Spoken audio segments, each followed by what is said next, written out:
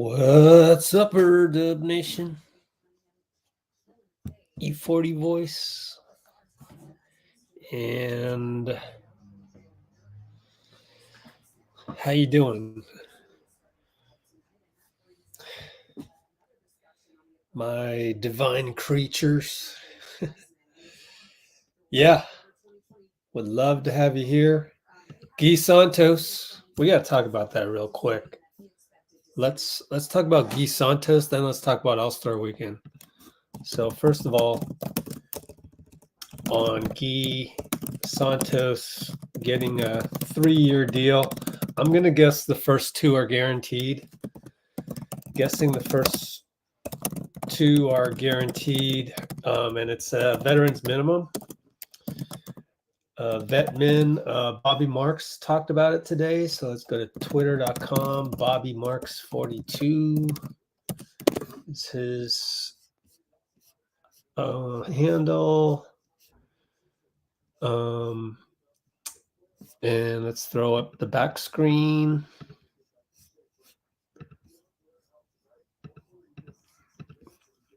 Wiseman tonight, probably going to play because him and Sasser are the only non-two-way players available off the bench, and they're totally decimated with injuries. So FYI on that.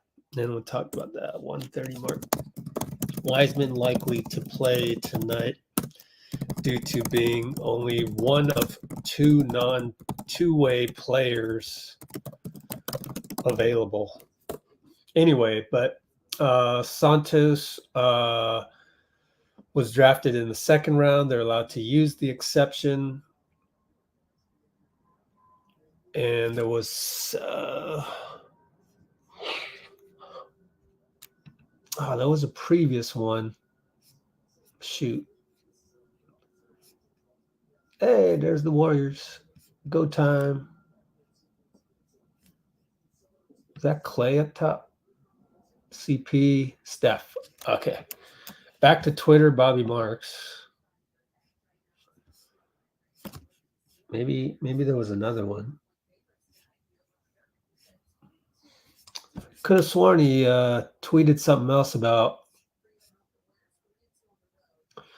him not being able to sign anything other than a guaranteed deal.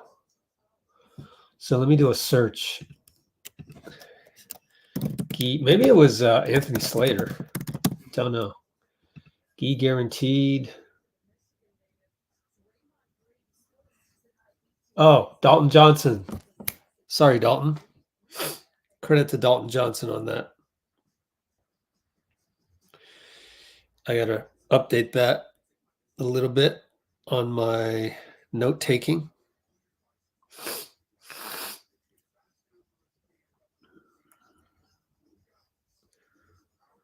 Oh, come on. There's a lot of tweets by Dalton Johnson.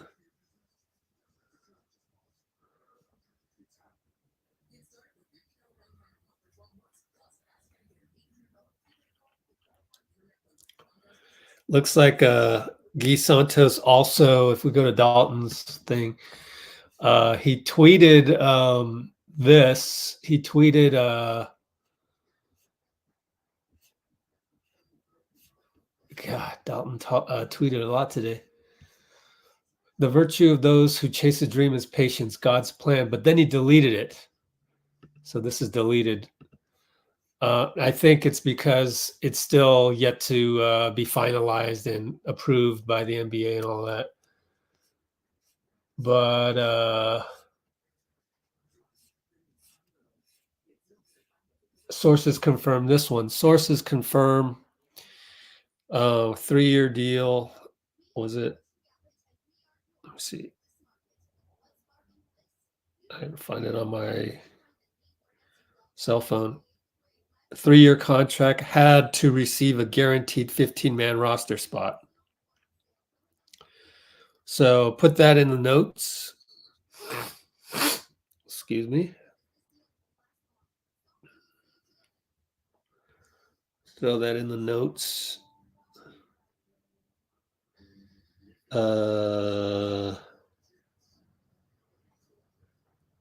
Dalton Johnson. By the way, Draymond will play also. We have so much news suddenly. Oh, Lord. Yeah. Let's see. There we go.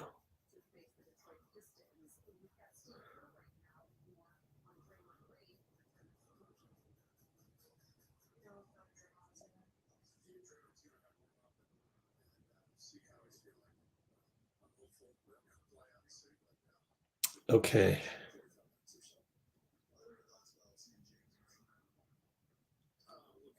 Let's see. Sources confirm. Okay, Bobby Marks. Okay.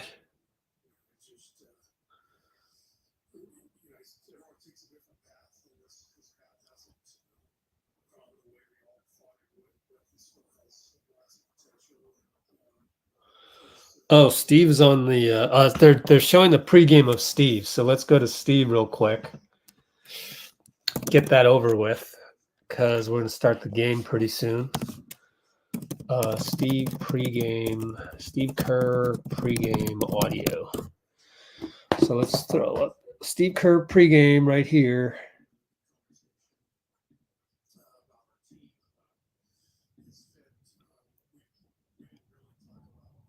Oh shit. Screwed that up. Hold on a second.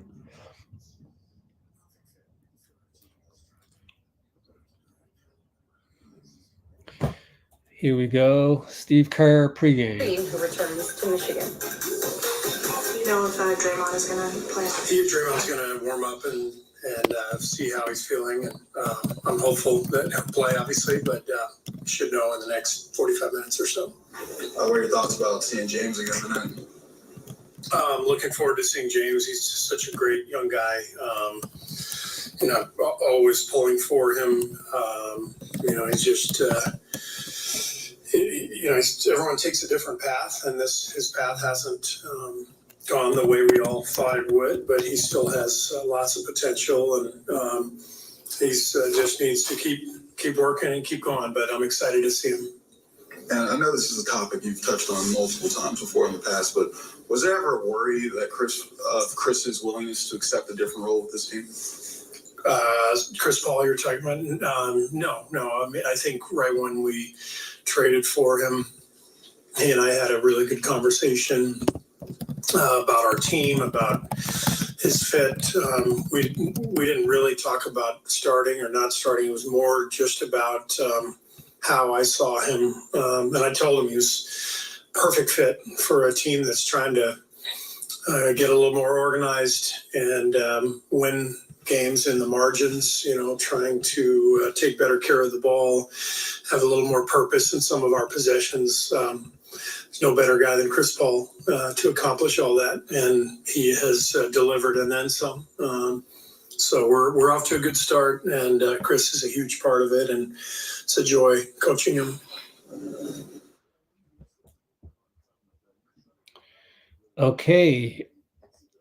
I'm not done with the Gui Santos topic just yet. So hang tight as I do the stuff that I got to do behind the scenes.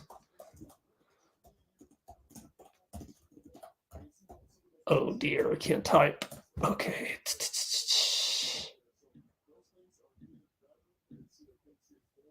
Okay.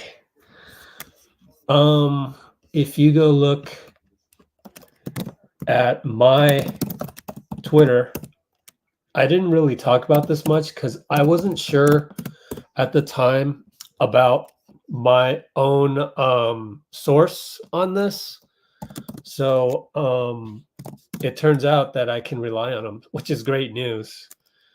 On me breaking the news that Gui Santos was supposed to get a two-way.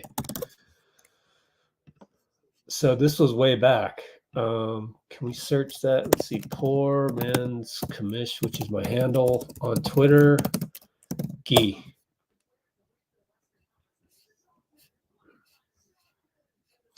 So back on September 26th, I was told that Gui would sign the two-way. It turns out that it was Jerome Robinson, and I was told this by a source close to Santos's camp.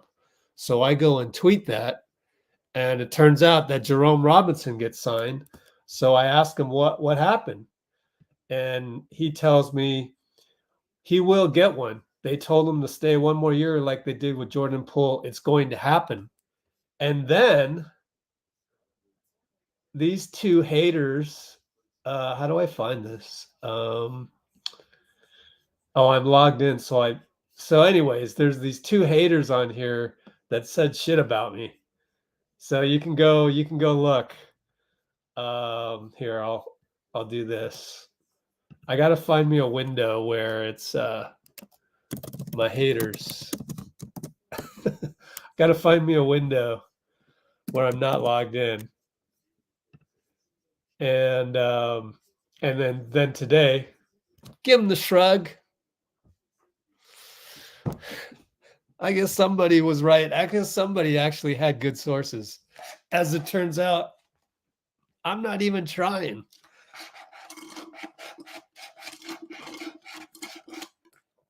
Like that stuff dropped in my lap. Like, do you think I he did the super scoop. Steph did the super scoop. Do you guys know what that is? He's doing a 5 with everybody. They just showed it on NBC, but they didn't show the scoop, the super scoop. Steph's side fiving with teammates means he made the super scoop in the warmups. That's when he does the scoop shot that goes all the way to the ceiling, practically. Anyways, and Nicole, go on to Twitter and go talk some shit to these two people that were hating on me after I posted that. That's why I posted this. And then now I'm told I'm never going to share anything on Twitter because those a-holes do not deserve any news that drops in my lap from this point forward. So let me see if I can find it. Am I here on am I logged in on this one? I guess I must be logged in.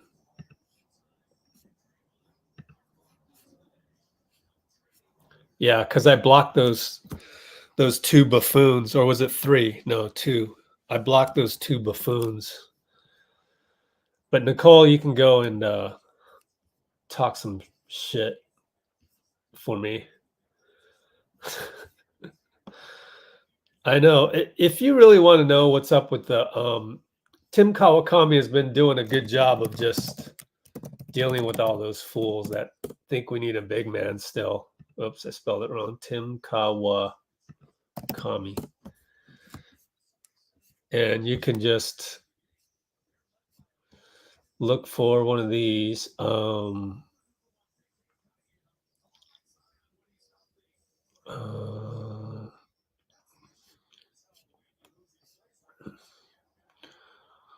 14th player.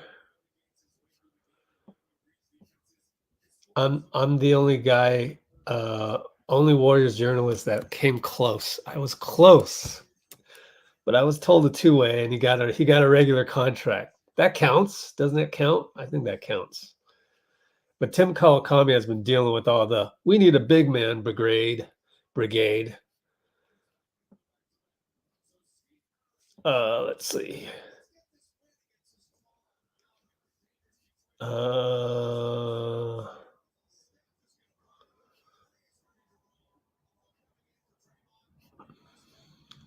Let's see. There it is. This is the one where Tim has to deal with everybody. But basically, direct link to Tim Kawakami basically explaining why we don't need a big man. And he goes into a lot of detail. If you just click on all of the original tweets, all of the previous tweets, then you can get into it. Or you just look at his tweets underneath that. Basically, we won 4 titles with a very mobile 5 or a 5 that can pass. And that's what you get is what we get.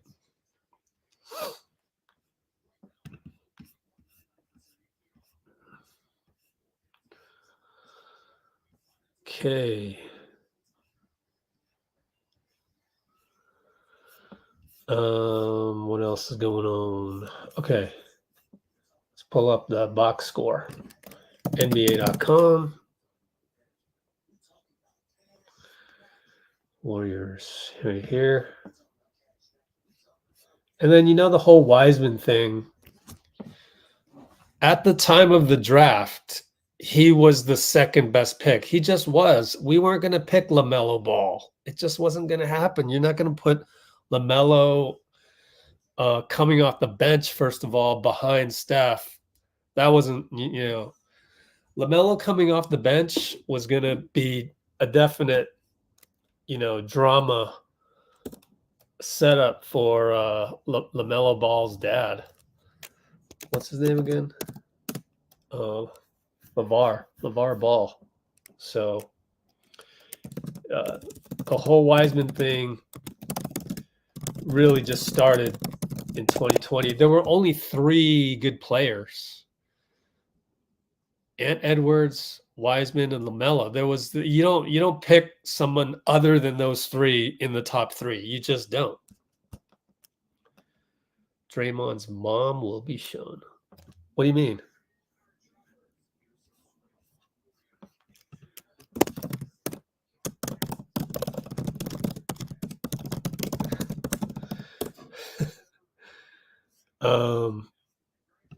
And then the whole Wiseman saga really just started with the pick.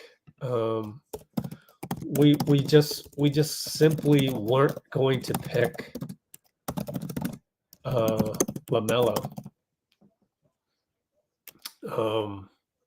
With him coming off the bench behind Steph, leading the second unit. Can you imagine? Can you imagine LaMelo Ball? There's a hot take. Can you imagine Melo leading our second unit now instead of, say, Chris Paul? I mean, that's just unfathomable. I mean, he's very talented, but it's not a good fit. And so with the whole Wiseman thing is that actually Wiseman played very well until he got injured. I mean, do you guys remember? He played well. We made it all the way to the play-in game against Memphis. And before that, it was with Wiseman. And I can't quite remember where we were in the standings at that time. But Wiseman was pretty darn good during the pandemic. He was good. It's just that once we got Klay back, people forget about that, right? We didn't have Klay. People totally forget our chemistry had no Klay. Golly. I mean, do we really need to go back in time and replay all of these, what happened, what really happened for people? Like, God, the better thing to do is just annihilate Twitter, because that's where you get everybody rewriting history, labeling this, labeling that, creating fear, creating separation. It's a total zombie apocalypse on that app. So don't believe anything they say. People completely forget that our squad with Wiseman during the pandemic was quote unquote okay, considering we did not have Klay. 5 very, very important words. The moment you bring back Klay, that's when tiki-taka reigns supreme. And you better, because Steph and Klay aren't built like LeBron, or they aren't built like Kawhi and Paul George. They aren't built like Brandon Ingram and Zion. They aren't built like, yada, yada, yada, yada, right? So you devise a system to keep them moving off the ball around this hub that is this fulcrum known as Draymond. And that's why you can't have any big men. And that's just the whole ecosystem. I just explained it all. Turn the page. Let's go to the next chapter, which is now.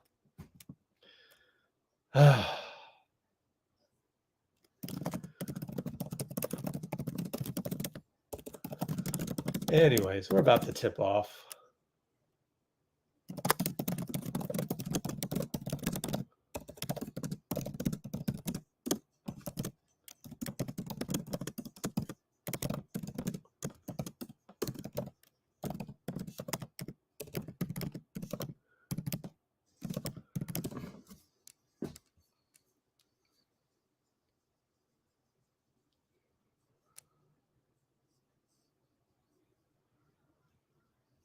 Draymond's mom. Let me text her.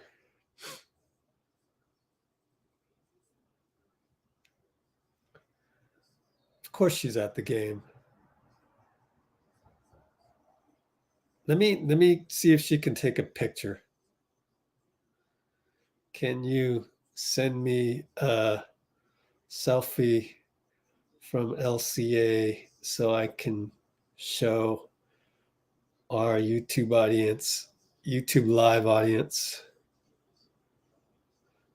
Thanks.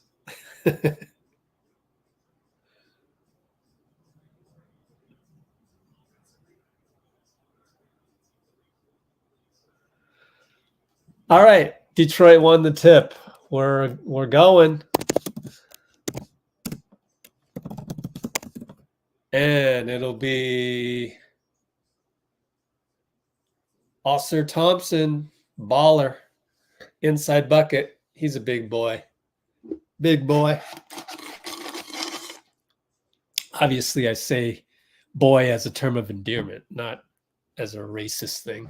Steph for three, hits it again. He's shooting like nuts from three-point land. How did he do that? How? Steph. I'm replaying this. Yeah, beautiful. Might have gotten fouled. Is that Isaiah Stewart? Oh, I told you in the actually, I didn't tell you. I noted in the pregame, Monty Williams said that Isaiah Stewart was going to shoot more threes. Lo and behold, he's shooting more threes.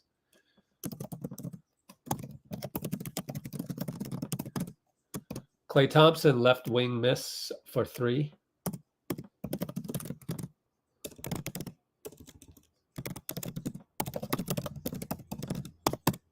And he hits another one, Stewart from mid-range. He's a baller. He played in the Jordan Brand Classic in the same game as Wiseman. And he played really well, but he didn't play like, there wasn't anything that jumped off the page. That's the thing. Oh, man, Wiggins just bricked. Bricked like crazy. That was ugly. 10-12, 10-11, 10-10, 10-09. Cade over to, who is that one? Is that Killian Hayes? Let me see. Sorry. Yeah, Killian Hayes. Oh, Marvin Bagley. Oh, my gosh. Marvin Bagley's back. Steph against Killian. Gets fouled on the ground. They're not going to give him the three-point attempt there for sure. So take it side out. Let's go. Yeah, a lot of people out. That's why Wiseman will probably play tonight. Draymond over to Steph. Open against Cade. He hits it again. 2 for 2. Golly. On fire. Let's look up his stats, man. Real quick. Get his totals. Klay is against Osser. He misses, fading away. And Wiggins, right baseline against Cade, loses it completely. Turnover. Ay, ay, ay. He's got a brick and a turnover. Wiggs, what is you doing?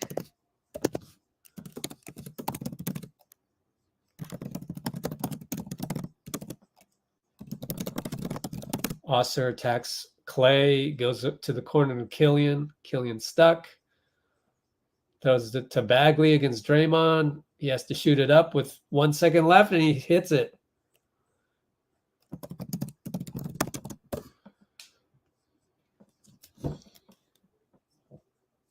Steph, Looney, Klay. Klay almost travels. Pulls up from 2, hits it. Almost travel. Didn't really. Oh, look at these numbers. Golly. Close to 50%. Yo, that is insane. 40 for 82. Golly, 42 for 8. He's 50%. We get a steal, and Steph gets a layup. Steph is shooting 50% on threes for the whole year. Oh, my gosh. 42 for 84 on the year, and someone hit a 3. Killian Hayes. Let me see what happened. Oh, dribble handoff.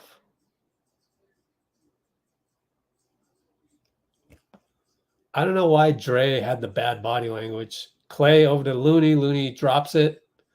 Loses the ball on threes. Steph is, by the way. This is on threes. Bagley. Wiggins. Good steal, Wiggs. Give him credit. You got a steal on Bagley. Klay misses a early 3 to try and surprise him, but he made the last shot, so you get the heat check.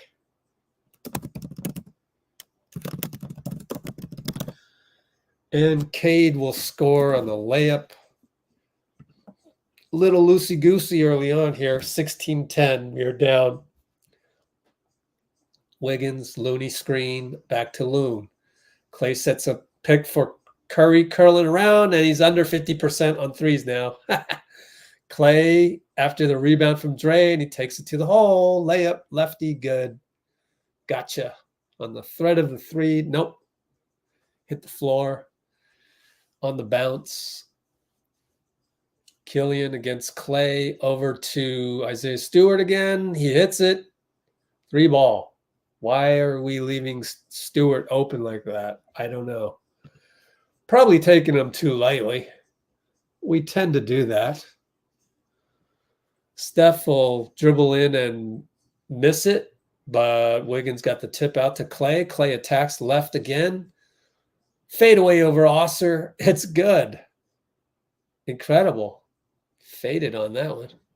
Beautiful.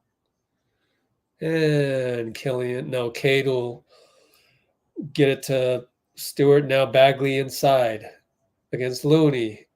Fake. Travels. Hey, we got the Korean ref. We got timeout. And we are down 19-12. Wow.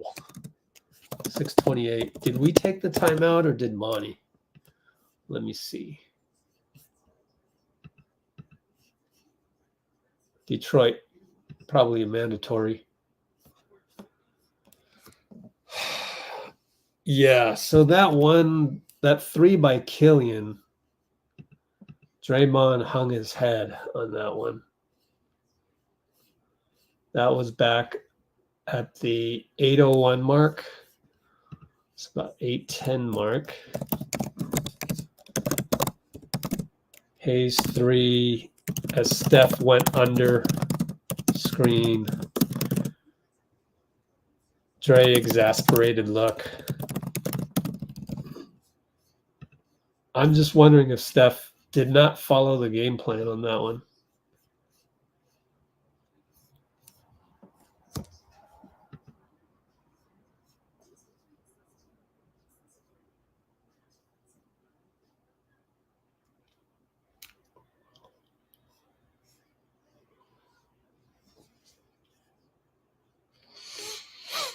Yeah, I think part of the problem is that Dre didn't get the pregame memo on Stewart. Let me check. They should have me working for the Warriors. I'll tell you why. James Edwards III. Here's why. Twitter.com, James Edwards. I can't remember his handle.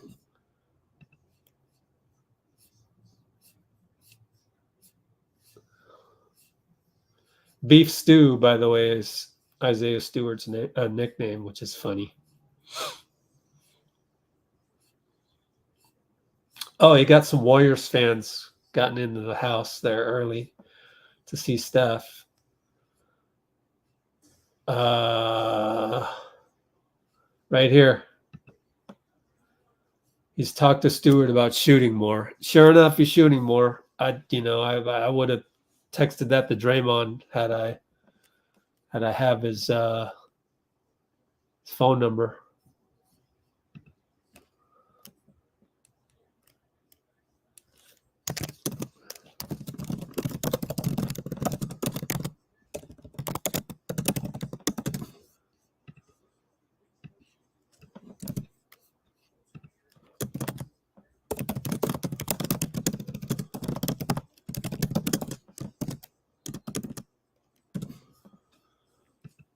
Anyways, let's get back to the game here.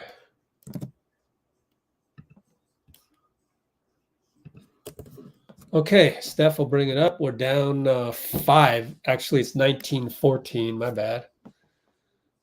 The box score here was wrong. Are you serious? Entry pass to Wiggins and he drops it? Turnover. Golly. Bro.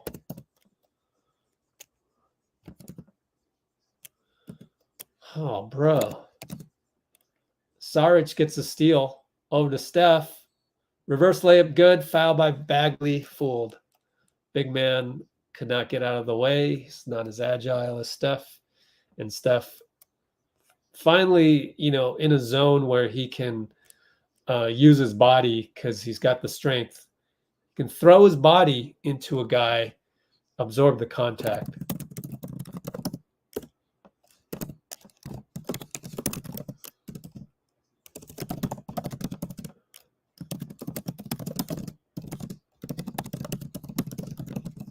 Early in his career, he couldn't do that. Steph missed a free throw. What? What's his numbers on the year for free throws? He is 39 for 43 now. That's an air ball by number 25, whoever the heck that is. Sasser. What did I say? 39 for 43. 39 divided by 43 is drops. It plummets to 90.6% on the year. Oh man. Give me some water. I forgot to get myself some water. Steph immediately catch and shoot, hits it. He's back to 50% on the year. Oh, are you kidding me? Jeez, catch and shoot. Beautiful shot, man.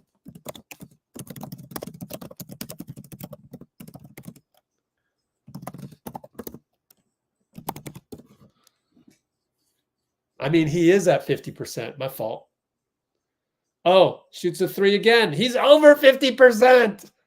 Oh, my gosh. Holy moly, Steph. That's crazy.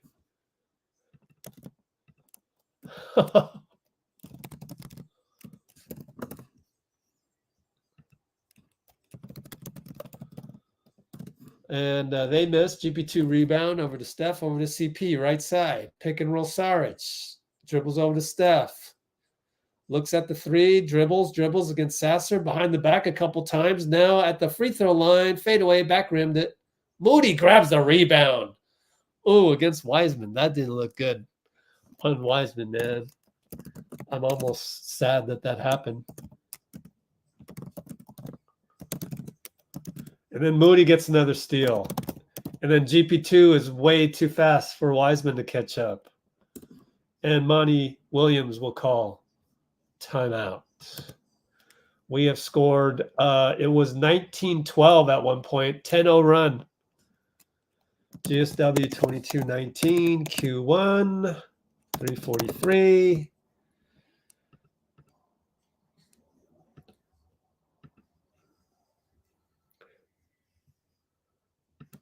Yeah, I don't want to throw Wiseman under the bus. He had some unfortunate injuries that happened.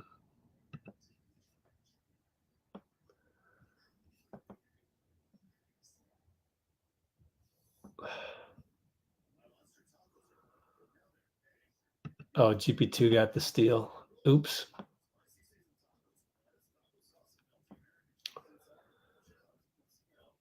Yeah, Wiggins, oh my gosh. Yeah. They saw the Warriors uniforms and they decided never to miss coming out, which is so true. I mean, they've missed, what, the last 2 shots? So before that, probably 8 of 11. Man, does the formula stick or does the formula stick? Actually, let's do the journalism and actually count the misses. There's 1, 2 misses, 3 misses in a row. Don't make it 4. Please don't make it 4 misses in a row. Yep. 3 misses in a row. They've missed 3 in a row. What does that mean? The math tells you they were at one point 8 for 10 out of the gate. Sure enough. Golly. But right on point, Dek Tabz. As expected, Detroit shots all going in. Remember last year we had that every game. Literally started 8 for 10 on field goals after checking the play-by-play and current box score.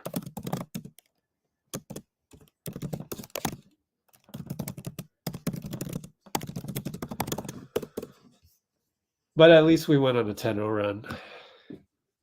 Wipe that away. Beef stew. Yeah, how many likes we got? Oh gosh, 44 concurrents. The likes are 30. 44 concurrents, 30 likes. 14 more likes, please. Wiseman for 2, misses it. CP rebound. Yeah. All right. CP's stuck in the corner, has to call timeout, so we'll go to another timeout. 22-19 still. Steiny is so grouchy. What'd he say? Oh, seriously, he is, man.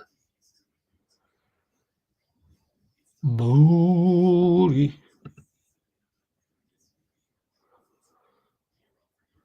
Oh my gosh, he has 16 already. Jeez, really?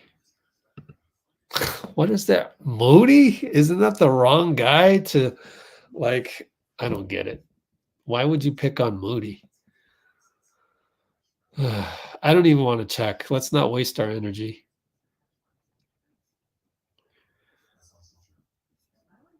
It was a joke. What was the joke? Oh. Wiseman. I don't want to touch the Wiseman issue. I just feel so bad for him. That meniscus tear was just the worst you can have. You know, every injury has like a spectrum of guys returning to like normal range to guys that took a long time. By the way, did you see Aaron Rodgers today? He's like walking around like this guy has a stitched up Achilles and he's walking around like it's nothing. So he's on this side of the spectrum and Wiseman's on this side of the spectrum where he takes longer. We're back 308, 307. CP Dario. Moody got held on the rebound by Sasser.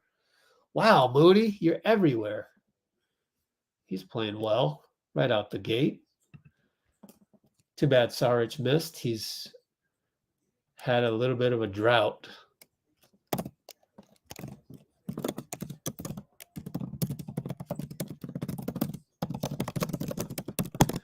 That was a defensive holding.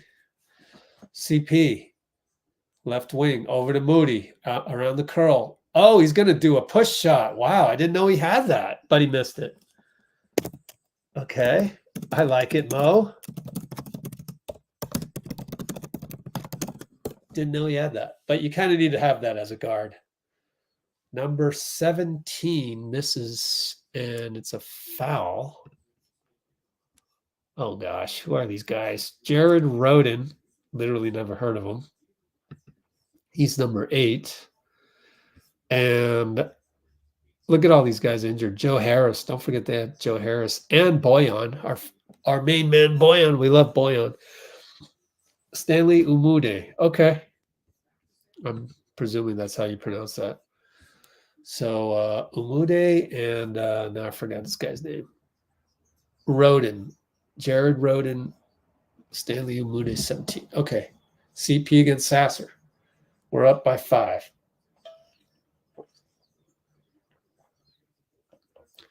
High pick and roll. CP Saric over to Moody. Up top, back to Paul. Left side, post up Kuminga. Oh, he went back to Saric. Just post him up, JK. Now he'll shoot a 3. No good. Should have just posted him up. What goes through the young kid's mind? You would love to know how he processes that stuff. Then he's late on the closeout a little bit to, I don't know if you can put the full blame on that one, but to number 17, which was, totally forgot his name already. Umude. Kuminga travels. Oh, great. 2 brain farts in a row. Oh, man.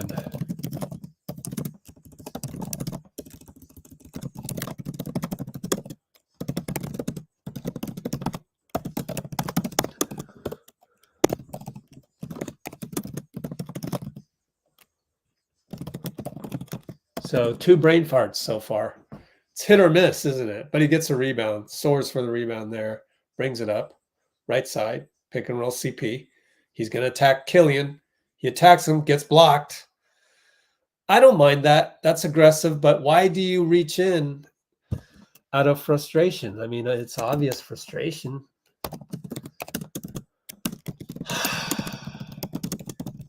I don't mind the attack of Killian. You got it stolen, but frustration foul after Hayes blocks it. That's 3 brain farts. 1 good decision, which was the attack, and a good rebound. So 2 good decisions, 3 bad decisions. They miss, and it's GP over to CP, brings it up in the middle. Pick and roll Dario. 3-ball Dario, no good. And JK can get the rebound. That was Roden. They try to get into James Wiseman, terrible pass. So CP will bring it up, pull up from 19 feet. Good. Or 20 feet. 28-24, up by 4. Now it's going to be Wiseman, Killian, pick and roll. Are they trying for the 2-for-1 with 44 seconds?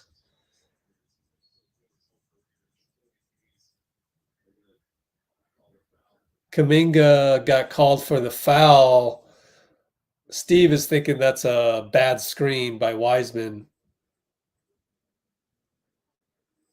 And I'm not going to blame JK on that one because it could have been a foul on Wiseman, bad screen, but we're in the penalty.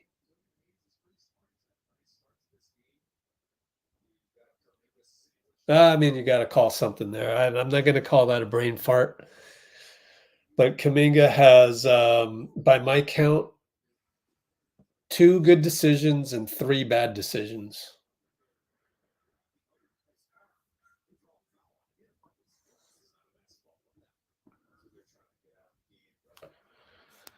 All right, let's see.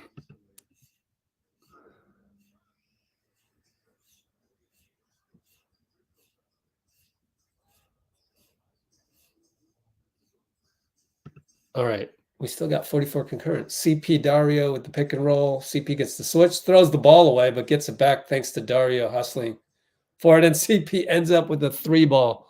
He just decided, just let me shoot this because it's a 2-for-1.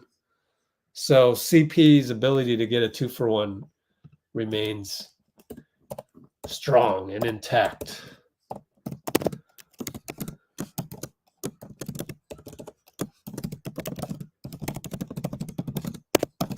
All right, they miss a 3. CP, Mo, and Dario all over the rebound, so that's good. 3, 2, go Chris.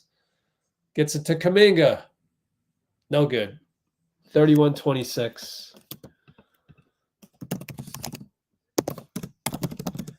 Kind of a rocky start for both teams, but we'll take it. We'll take it.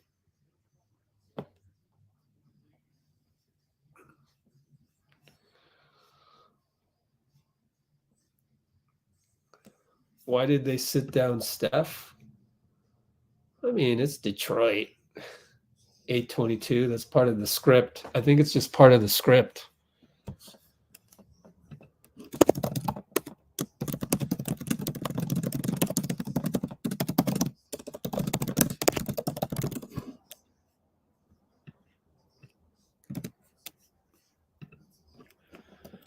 I mean, I'd rather have him go 32 minutes in the regular season, and then we'll worry about, taking him out when he's hot, etc. in the playoffs. Like up until then, I don't. First quarter, I know that's been a thing on Twitter.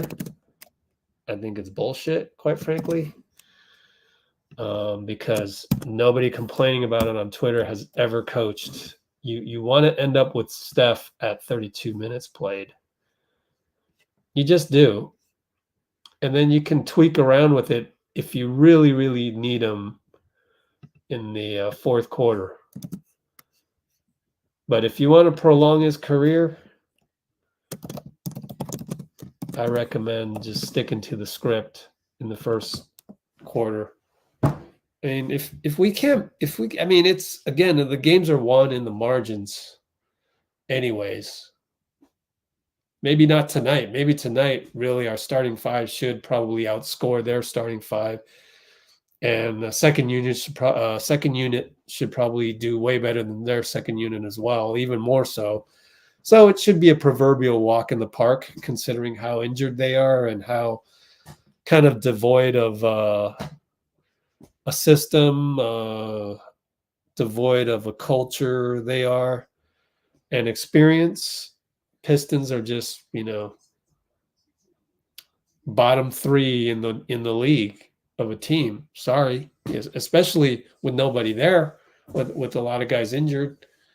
So anyway, when you've got a situation like that, you kind of want to be a little bit more on cruise control than just run guys past their scripted minutes allotment. All right, JK high post against Killian. Attacks, spins, fades, almost falls down, air ball. He does fall down. Wiseman got the rebound. Killian against JK. Wiseman attacks, loses the ball. Dario gets it. I don't know if that counts as a block for somebody.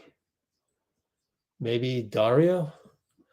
JK inside, misses layup. GP does, but he got his own rebound. Klay's back in the game, by the way. And Sasser from 3. Good. We're up by 4. Second quarter, 11:03, 11:02, 11:01, 11. Klay over to Dario, over to GP.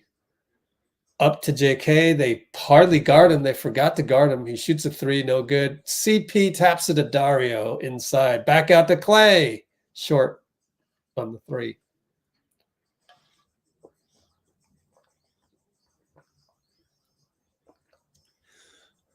Good job by GP against Sasser, but he hits a 2-pointer. But at least he recognized that Sasser had just hit a 3 before that. We've had sort of that problem. CP calls this out, probably high pick and roll, which it is. Dario. Over to Klay, up top, open over Wiseman, no good. Dario rebound. Swing to CP left. Post up, JK, and he finally does. Throws the ball into CP. It was telegraphed. Knocked out by Killian. Man, I don't know what's up with JK. Like sometimes he's, I don't know, it's hit or miss today.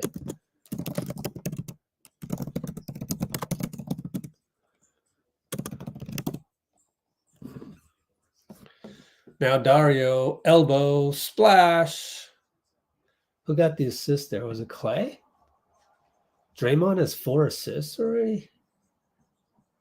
Oh, it was Klay. Cool. Killian against Chris. Pulls up from 2. It's good. Chris says, Klay inbound it to Dario.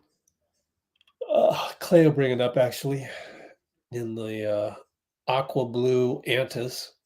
Oh, nice. Hesitation by Klay. Pulls up over Wiseman at the elbow. It's good. Swish. We're up by 5. Killian against JK. Over to Stewart. Handoff Sasser up top. GP. Pick and roll. Nope. Shot a 3. Missed it. Our ball. Went out of bounds.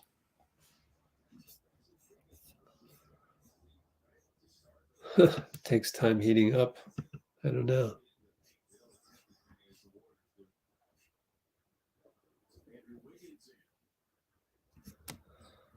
Steph's not happy. I mean, I wouldn't be happy either, but it's part of the script. So you're going to end up with 32 minutes. You're going to end up with 32 minutes. That's how we're going to do it. And you can get hot whenever time you want to at the same time. So there's not a single basketball player on the planet that wouldn't be mad by that, especially if you're a competitor. Klay hits a little runner.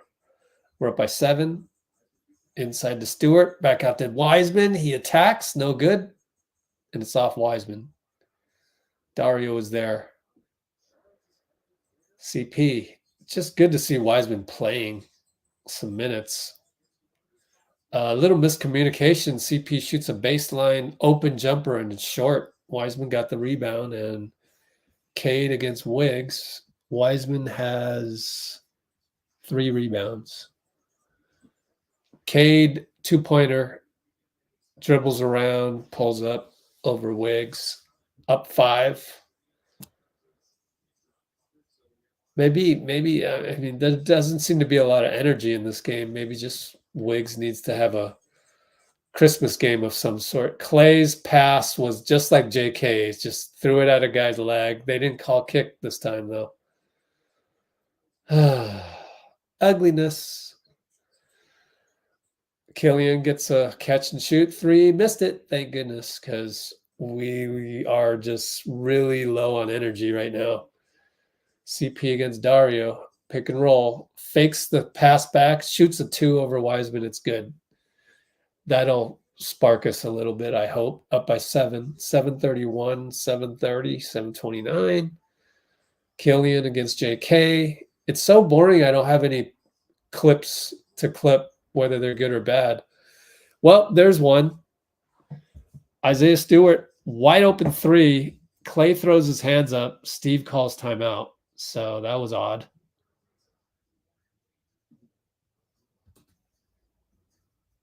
Still no energy. We are definitely not up for this game, but it's kind of understandable. You don't go into Little Caesars Arena and go, oh, the Pistons. It just doesn't happen that way. So I just clipped that clip, and I wasn't paying close attention, so I don't know who missed the assignment. So why don't I just airdrop it over, and we'll look at it for the first time. And so it is currently GSW 4238 Q2721. Timeout after a zombie 3 is what I'll call it. Like just sleepwalking out there on that one. Let's take a look.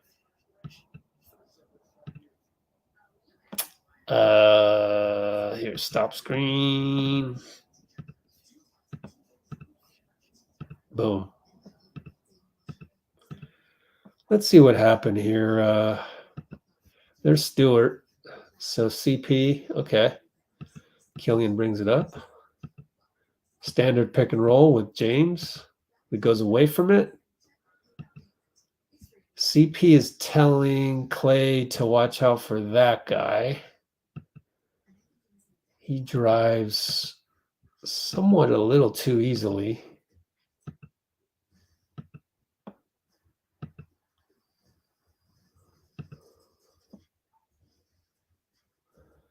And then Chris goes after that pass. He shouldn't do that. Klay's kind of caught in no man's land, and that leaves Stewart wide open. So I kind of want to blame CP3 on that one. That was weird.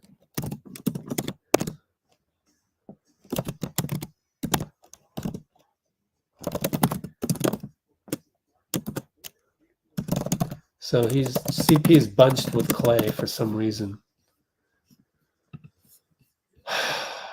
Odd. Very odd.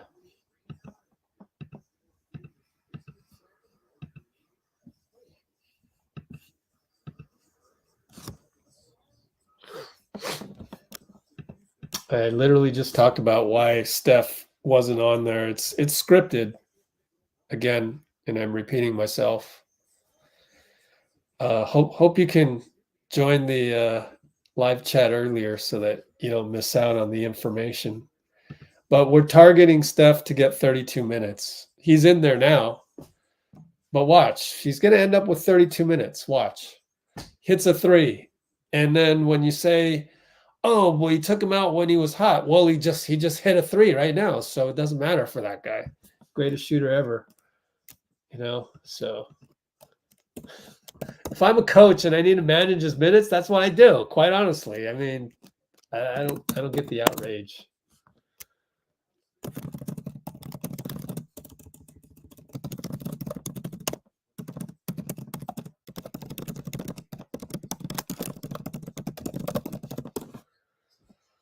Anyways, bad pass, but it goes right to Stewart, and then he throws it away. Moody, another steal. Just good hands. Very, very Iguodala-like in terms of being off the ball.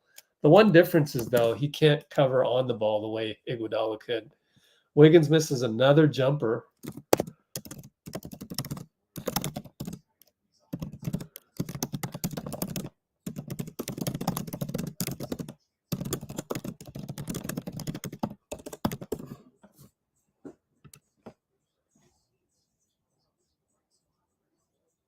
Yeah, you wonder what Steve's talking about over there with Q. Was it to talk about Wiggins or? And then Detroit, Cade throws it away.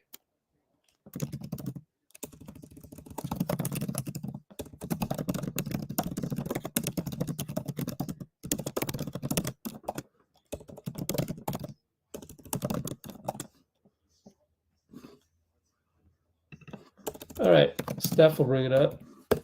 Pick and roll Looney, pulls up for 3 over James, clanked it. He knew it. He immediately went to go after the rebound. So he's back under 50% on threes for the year. Cade catch and shoot over Wiggins, no good. Draymond rebound. He'll bring it up against Beef Stew. Goes past Beef. Finds Moody over to Wiggins against Cade. Looks around. Steph goes to set a pick to get the switch. Wiggins one-on-one Sasser. Should win this one. Nope. Jump hook, no good. Wiggins can't buy a bucket. He is now 0 for 3. Feels worse than that. They're going to post Cade against Steph. He still ended up staying on Steph, and it's a 3-second call on either Moody or Looney. I wonder which one. Let's see if I can see.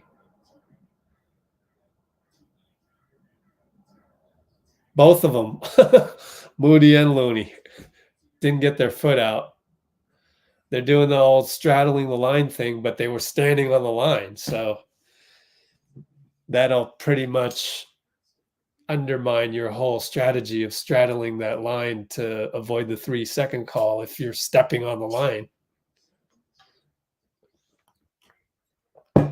Inbound to Cade against Wiggs. Pretty much up top. 7 on the clock. What's he going to do? Pick and roll. Looney does a good job, and so does Moody. Look at that defense by Moody positionally. They're all over it. Shot clock violation. Credit Moody. Beautiful, beautiful possession by Moody.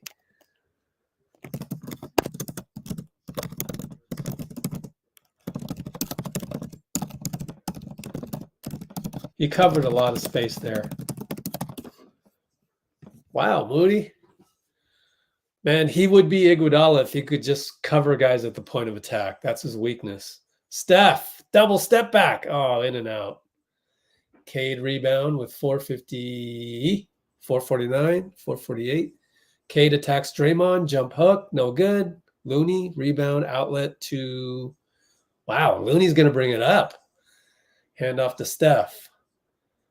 Steph working on number 9. Don't know who that is. Draymond against Cade down low. Over to Moody. Got 8 on the clock. He hesitates and go. Oh, man, what a game for Moody. Wow. He hesitated and got the jump hook banker. Jump hook banker. Wow. Oh, that's Bagley, and then that's Beef Stew down to Bagley against Wiggins. Tough matchup. So Draymond doubles. That creates a swing. Sasser floater. Good execution by Sasser. All of that only up by 6. 350 now. 349. Steph attacks, throws it over the head of Draymond. Draymond saves it and Wiggs tips it, and Steph got it, and it's a broken play. He misses the layup, but Looney taps it in. Got lucky. You got to credit Wiggs for the hustle there. Let's credit Wiggs.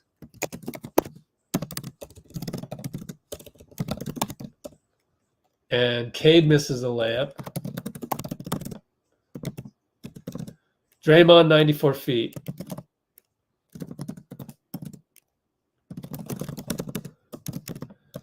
So it's timeout, Monty Williams. Wiggins saved Steph from a turnover. And all of a sudden, we're back up by 8 or 9, 10. The box score on NBA.com is a little slow.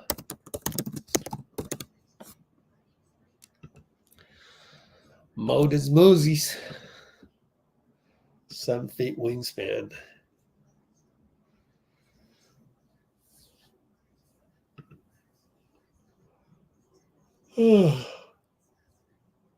Oh, excuse me.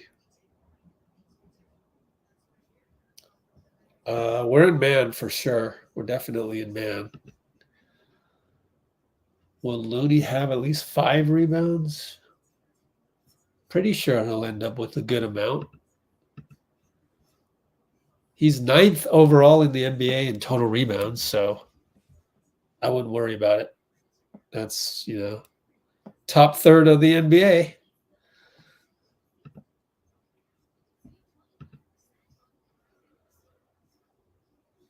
Yep, he's playing. He was playing. Wiseman. Second unit, we're kind of getting back to our first unit to close out the half. Oops. Most improved. I don't know that he'll have enough minutes to match that. Don't you have to be like, just look in the past, right? Most improved player, NBA. Who won it? Lauri Markkanen, starter. Jalen Brunson, starter, 6-man. Shai Gilgeous-Alexander, starter. Moody ain't winning no most improved player, right? Not happening. It goes to somebody who's a starter somewhere. It doesn't go to a guy averaging less than 20 minutes a game. But that's what happens when you talk about awards. You paint yourself into a corner.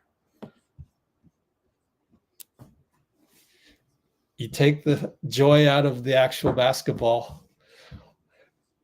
So now that I've shot down the possibility of Moody winning most improved player, that has actually gone away from the topic of Moody, which is he's having a great game.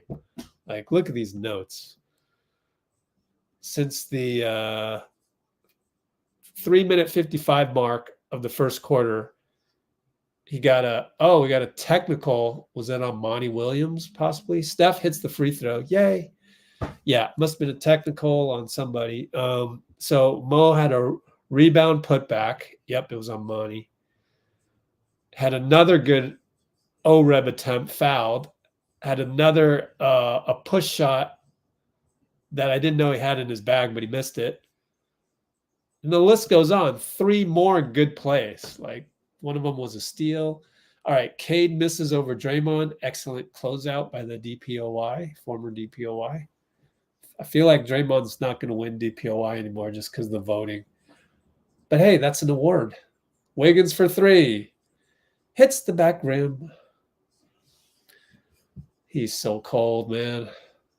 And that's the traditional cold. Cold meaning bad, not cold meaning good. Beef stew for 3. In and out over Draymond. Phew. Draymond decided to close out that time. Well, we should mark that down, actually. That's a good play by Dre.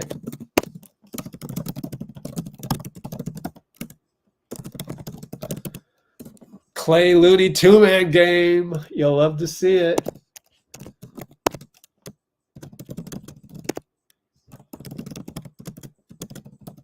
All right, Cade against Klay, baseline. You'll love to see Klay. I mean, there was a guy in the YouTube comments totally criticizing Klay.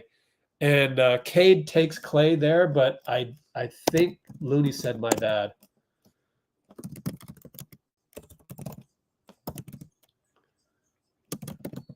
Wiggins finally draws a foul on a post-up.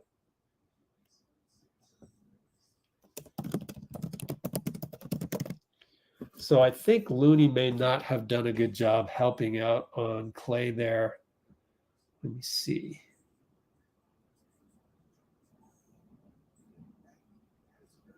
Yep. Interesting. I'm going to clip that one. I like that one. It's not one you'll see all the time, but it's a defensive assignment error.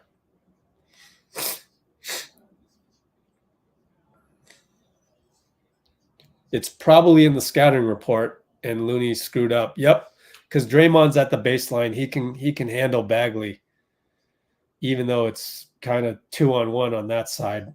But, Cade's not known for passing out of the double team down low like that. So I'm sure he can. It's just not a staple of theirs. Is that Beef Stew with a 3? I think Beef Stew hit a 3.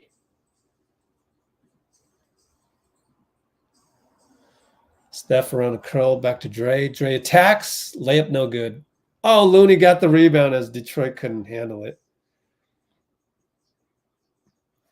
Man, another one where Klay throws his hands up was the last 3 ball. I got to clip that one too. You see that one develop more. Klay's having a lot of bad body language tonight. As somebody got blocked. I mean, we're up 10 though.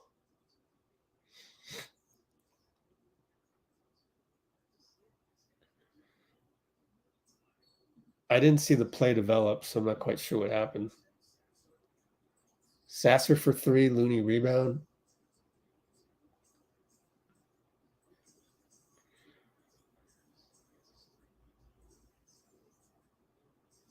Yeah, Klay's mad at himself because he didn't stay in front of Sasser.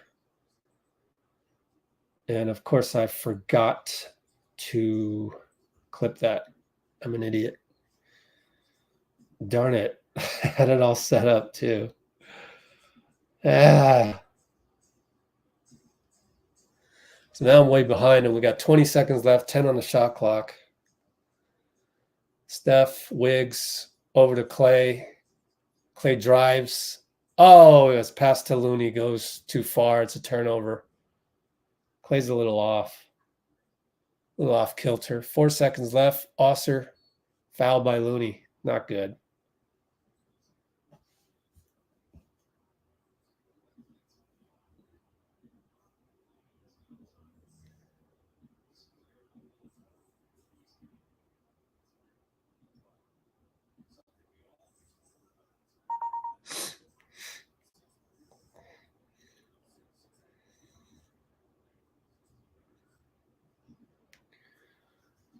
One minute to go on that one. Okay.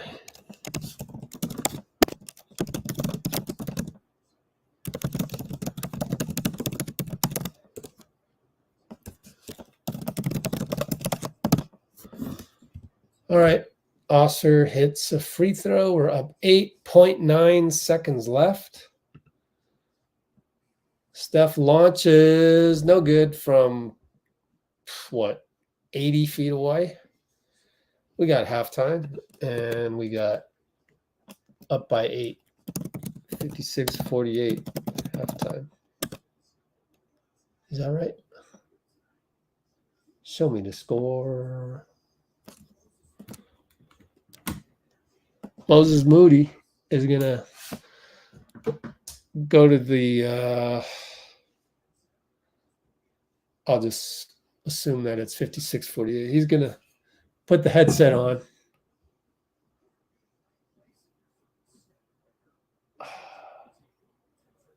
Yep, 56-48. All right, restroom break. Be right back.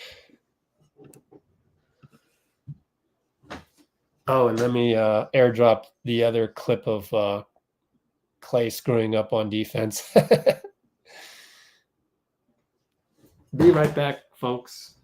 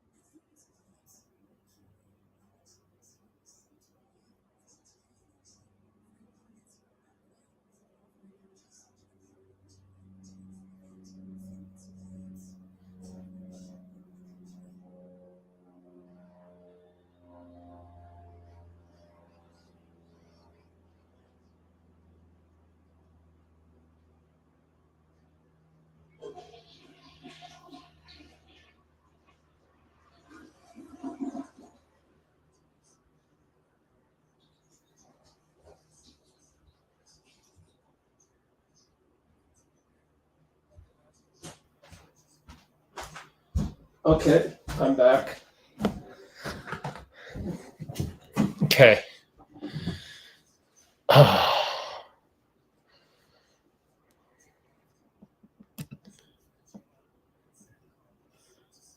are we outraged about Wiggins right now? Yeah, I guess he missed 2 free throws. I wasn't even watching. Wow, look at that line. At least got 4 rebounds. But anyways, and a block. Klay's a little off as well. Let's take a look at 2 of these plays. But I also want to show the screen and then throw this up on multimedia. I mean, social media.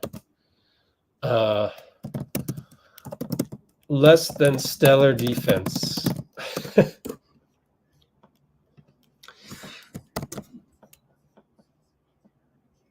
Who is asking for benching Wiggins? Come on. That's not going to help make him play better. God, it's not a video game. Jesus, do we have to go through this again? We haven't used that in a while. Like we've survived a whole 6 months without having to go to the this is not a video game defense, which we often do to the zombie apocalypse on social media. Good Lord, guys. Are you serious? You want to bench Wiggins? I don't even want to look at the comments at this point. Okay, I'm going to Twitter, and I'm going to tweet out this before we send it out, before we analyze it, because, quite frankly, I hate to put it this way, it sounds arrogant, but you don't deserve it. Like, if Bruce has to defend Wiggins all by himself in the comments right now, I'm not in any hurry to show you the bad defense, which isn't even Wiggins' fault. Let's put it over here. I mean, one was Looney. That's Looney in the wrong place, but I needed to screenshot this so that I can. If you're gonna bench Wiggins, then maybe bench Looney for this issue. There's a lot of blame to go around again, every single time. It always comes down to that. Last game, it was the 6 turnovers by Steph that everyone on Twitter wanted to ignore. And those Twitter people of you who are now in my comments, with only Bruce to defend because I'm busy doing my stuff. So yeah, I don't deserve it. Now, if you want to actually learn something, stick around and we will talk about how Looney screwed this play up. And if you want to complain about Wiggins or you want to suggest that he comes off the bench, then, you know, you can go somewhere else because we're not doing that. Now, granted, Steve tomorrow might decide to bench Wiggins, which I would be shocked by. I would literally be shocked by, because he's gone on the podium last night to defend Wiggins. So why would you, there's human beings involved right now. You don't destroy Wiggins completely by sending him to the bench right now. That doesn't, it's not a video game. That's where we go back to the video game issue. You don't treat people as their like their algorithms in a video game. You don't treat people like that. Oh, wait, you treat people like that on Twitter. Oh, my bad. You already do that. You're just not aware that you do that you're kind of a dick on social media, you people. Yeah, I'm going on a rant, aren't I? I don't care. If you want to bench Wiggins, get off my channel. You don't get it. You just don't get it. We don't do that at Let's Go Warriors. We treat people as human beings on Let's Go Warriors. But yeah, I'm not treating you as a human being either. So I don't mean to just say, get out of here. I want you to get out of your state of stress, because you're stressed out about something else in life. And then you're going to argue about this Wiggins, that Wiggins, and you're going to put all your negative energy onto Wiggins because you think you can transfer that negative energy and you'll feel better. It doesn't work that way. It starts inside of you. So you have to get rid of that negative energy inside of you, turn it into positive energy, turn it into gratitude, turn it into abundance, because you're living in lack. You people that want to bench Wiggins, you're living in lack. And I'm just making you aware, just suggesting that you be more aware of it, because we have a damn good team, and Wiggins is a damn good ball player, and he'll come through. He will figure it out. Don't worry. It's such a long season. Not worried about it right now. We're still winning games. At least our team is so good that Wiggins can be bad for a little stretch, and it doesn't really affect our ability to win games. Steph committing 6 turnovers yesterday, we were still in the game.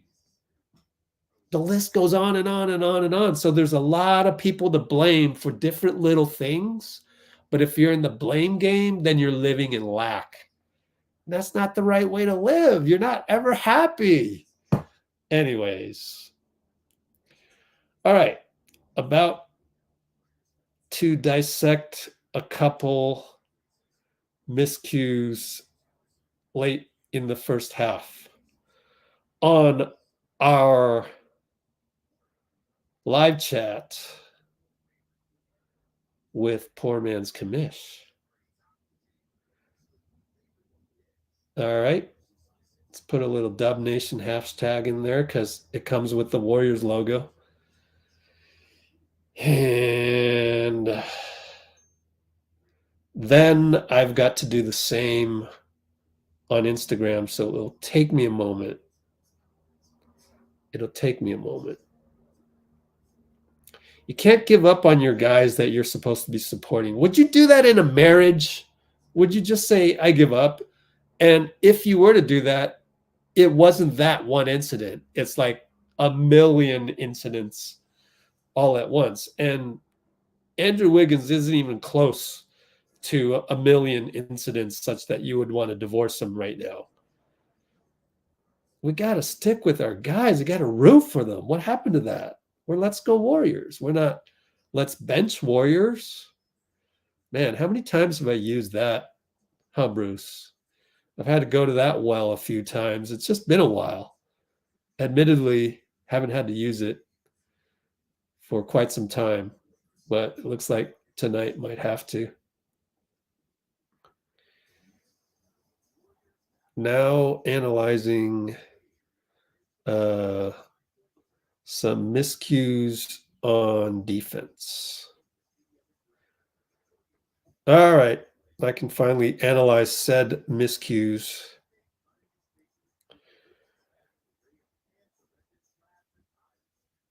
So this one right here, when Cade posts up Klay, Looney's supposed to already be in the middle so that he can go over, and then Draymond can cover both of these guys. We know Draymond can do that. The whole team knows that, but Looney had a brain fart. So everyone's got a brain fart. Kuminga had a couple brain farts. And you want to start Kuminga over Wiggins? He had a couple brain farts. Let me list them. They're actually in the description. You can read them.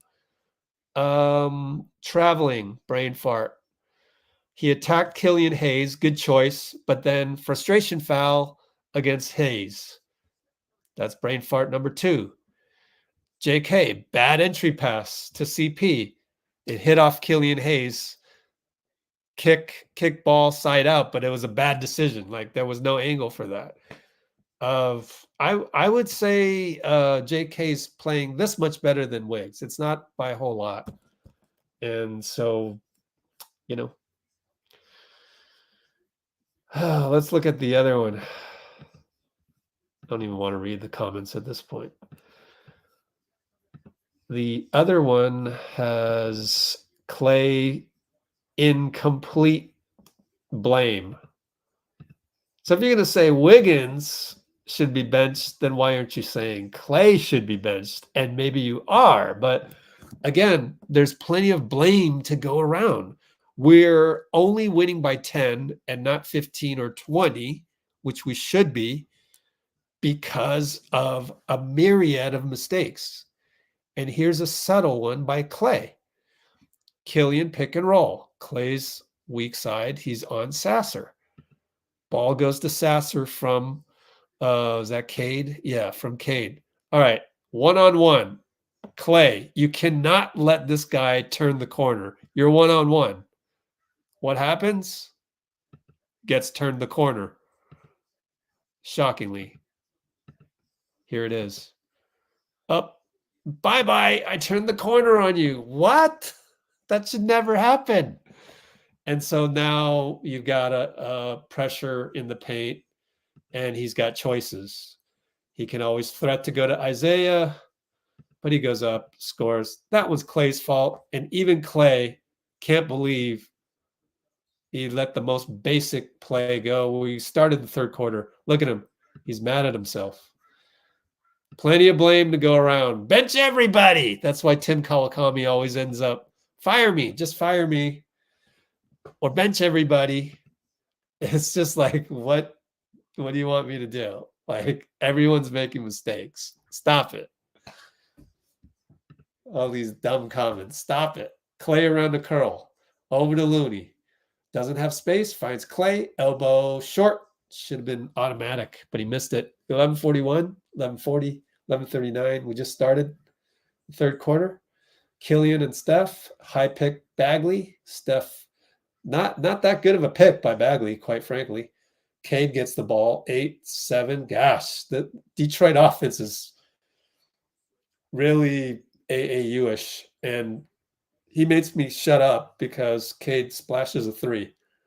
Suddenly we're up 5. That was very bad offense, but they still scored 3. It's the NBA for you. Steph misses, and that'll put him. Oh, he's still 5 for 10. He's still at 50%. Draymond takes a charge against Osser.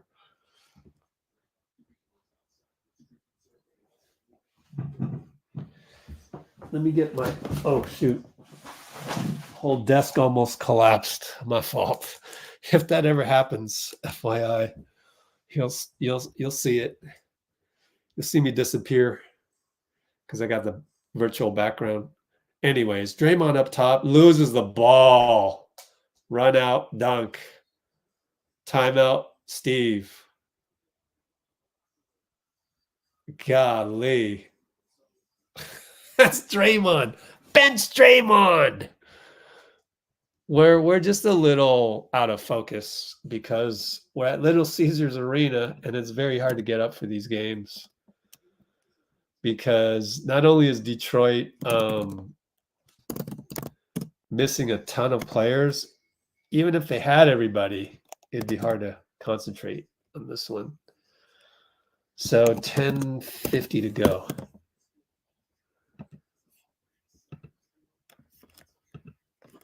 Wow, that's not good.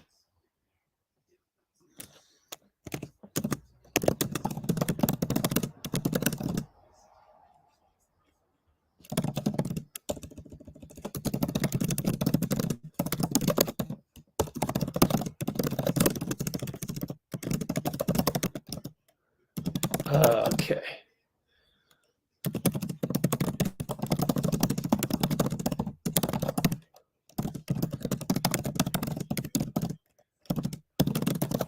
All right. So that's at the 10:55 mark. So fully at fault, Draymond, for the run-out turnover. Hard to get up versus Pistons. Depleted Pistons at that. But that's been an issue, and every team will go through that.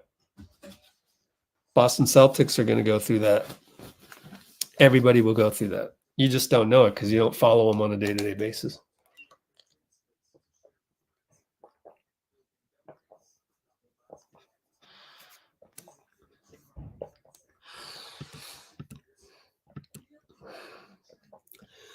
All right. Yeah. Seemed like Steve was drawing up something for Klay, so hopefully. I mean, the Denver Nuggets laid an egg, didn't they, recently?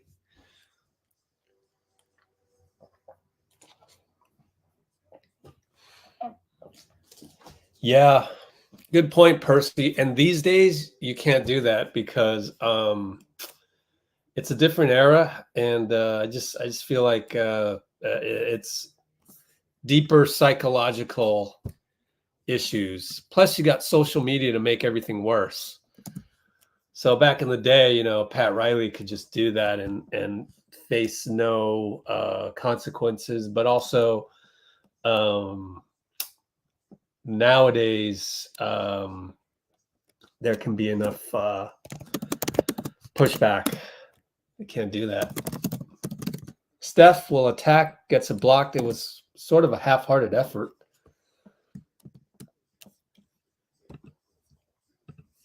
So it doesn't look like Steph had the energy on that one. Osser hangs. No, Bagley hangs and misses. He'll go to the line. Yeah, this is becoming a yawner even though we're up by 3.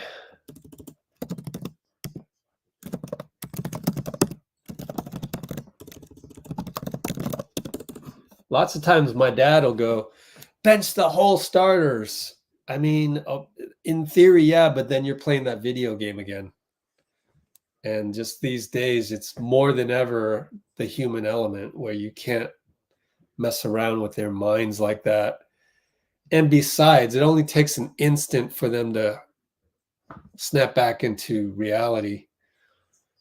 So, I mean, there's good and bad of this era, and that's one of the bad things, possibly, where it's, more fragile egos. Let's put it that way. Klay around a loony curl. Nope. Draymond rebound inside the Wiggs. What a pass by Dre.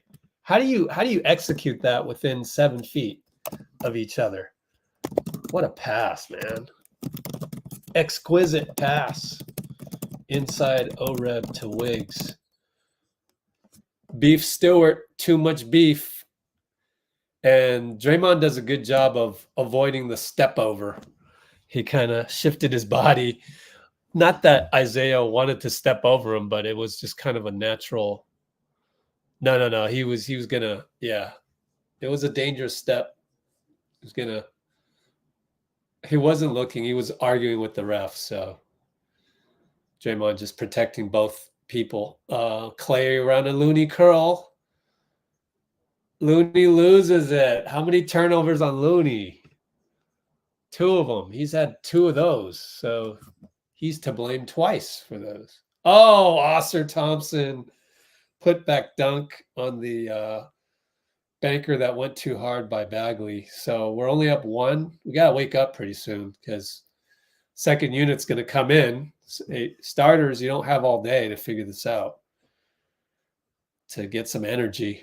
Draymond, Klay tried to curl. It didn't work. Over to Steph. That didn't work. Now we're down to 3 seconds. Looney has to go one-on-one. Fade away Bagley. In and out. Wiggins. Good hustle. Misses, and Klay gets it. Good cut by Klay. So just when you thought it was over, the possession was over, we kept it alive. Wiggs saves the day. Klay cut. O-Red putback. Bagley lefty push shot. No good. Draymond rebound. Here comes Steph. Over to Wiggins. Fake three, attacks Beef. Push shot short. Man. Osser pulls up for three. It's good. Draymond let him shoot. That's okay. You got to think that Osser's 3-point field goal percentage is not good. It's 15%. What is this? Golly. Full page ad? Yeah. So Draymond let Osser shoot a three because Osser's shooting 15%. I get that. I don't mind that. He made it. We're only up one. Foul on Detroit, so we'll take it side out. And we got 8-18, 8-17, 8-16. Steph, three ball. Looney provided the pick, and Wiggins tips it in. You got to give him credit. I mean, JK doesn't do this.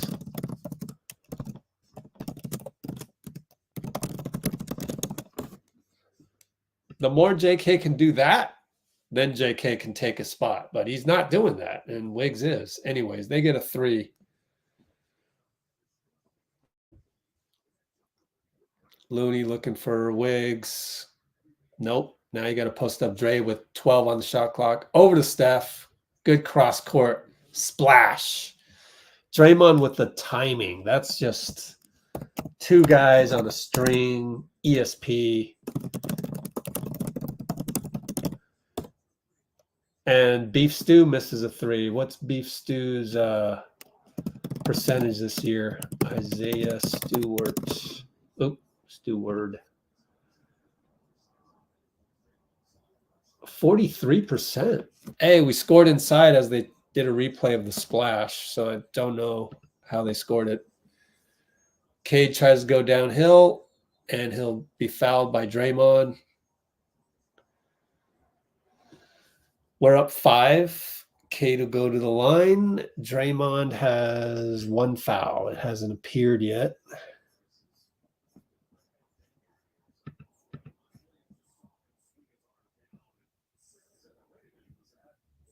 I think the second unit, that would have been too early.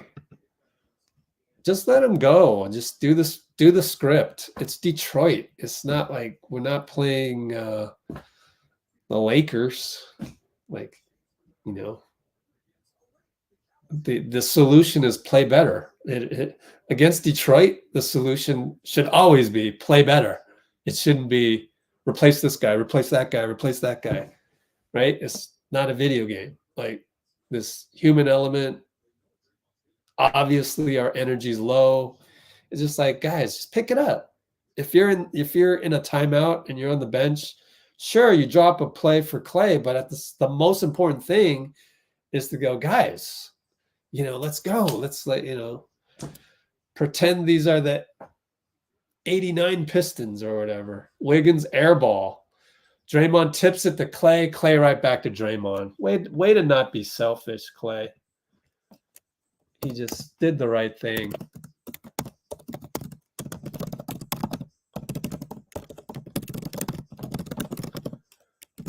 All right, so now it'll be Bagley posting up Dario. Reverse layup, good. Good move. Steph will bring it up against Killian. Pick and roll, nope. Sidestep two-pointer, easy money. Killian didn't know what to do. He was caught in no man's land. Cade trying to get downhill, spins. Too far down, but we foul him. Reach in on Steph, I bet. Let's check the fouls. Look at Steph, 6 for 13. That's insane. One foul, and Dario has no fouls. I guess that's a foul on Steph.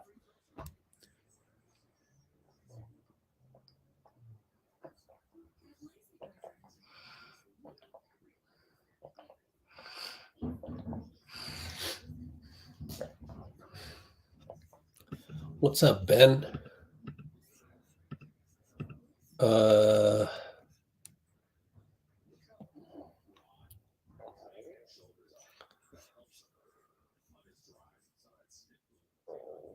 we're not running them into the ground at all. Man, what is up with you guys? First you're saying they're not playing enough, and now you're saying they're playing too much. Anyways, I think the basic thing here is that if you can just understand how hard it is to go to Detroit and play with energy, then you understand it. If you can't get past that, then you're in video game mode and you're always expecting the Warriors to do this, and this, and be perfect, and play like they can, sleepwalk through a game a la Cade era. 2-pointer for Bagley over Draymond. We're only up by 2. It's just a psychological battle. I mean, it is like it's the same thing when you play crappy teams in men's league. It's just hard to get up for.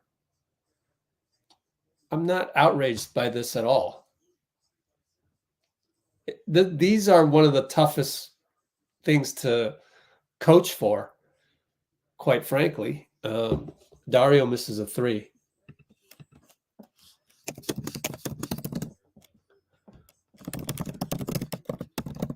And they turn it over. Draymond 3 ball. He pushed it. That was neither backpack nor anything. Non-backpack push shot from 3. Dario picking up a couple rebounds here. See, luckily, and then Steph just throws it away. Luckily, Detroit isn't that good, so they're tossing the ball around. But Cade messes around, gets a layup. So that was a mindless turnover by Steph. It's hard to get the energy. You just got to play through it. Pretty soon, second unit will be in, though. So got some, got the drill sergeant out there, CP, pretty soon. Not yet. Dario gets a 3. Breaks out of a slump, I believe. 2 for 5. All right, he has 2 already. Okay. It's nice that all of his shots are 3s. You love that in a Splash Brothers system. Bagley over Dario, no good. Oh, Oster got the rebound. Over to Cade. He'll shoot a 3. No good. Thank goodness. It was online. It was just short. Moody gets the rebound, brings it up. Nobody covers him, so he attacks, and Bagley gets a piece of it. Damn. Wow. Okay, Bagley. Oster putting pressure on the rim, scores it, but he charges. Wow. I thought Dario was in the circle, but I'll take it. I got to watch the replay. Oh, yeah, he went like that, and then he pushed off. If he just didn't push off, he would have been fine. All you had to do was not do this motion. If you just don't use your shoulder, don't use your elbow, you're good, and you would have had him. Matter of fact, just go jump stop, 2-handed smash. Monty's going to challenge it. So we'll go to timeout, 74-71. If you want to check the score, it's like, yo, it's right here.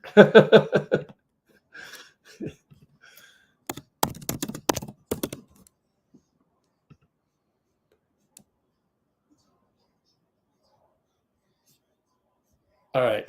So they're going to review it. Let me look at the replay one more time. I might as well clip it since we're going to wait through a timeout for it anyway.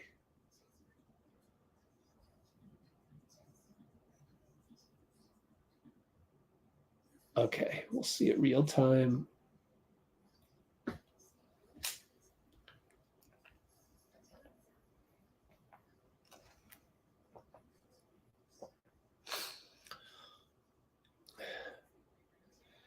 I think part of it was that Moody was so open. He was so open, he couldn't believe it. And then it was like, oh my God, they're letting me go. And then Bagley came out of nowhere to swat it away. So had Moody made the layup in the first place, then it wouldn't have been an issue. Looking at the replay, I don't think there's enough to overturn it. I mean, can you be inside the circle on that if the guy, I mean, anything goes if you're inside the circle, or how does that work? I don't know the rule. So let's take a look at this play. Stop screen, present. Let's go here. What is this? Oh, this is the wrong one. My bad.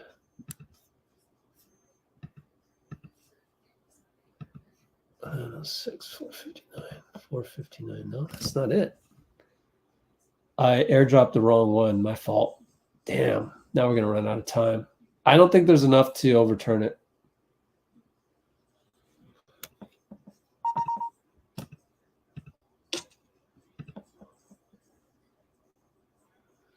Come on, airdrop. It's taking forever.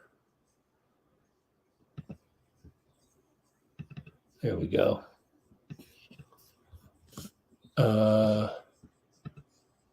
We win the challenge. Challenge was successful? Well, they're showing a replay. Dario was moving?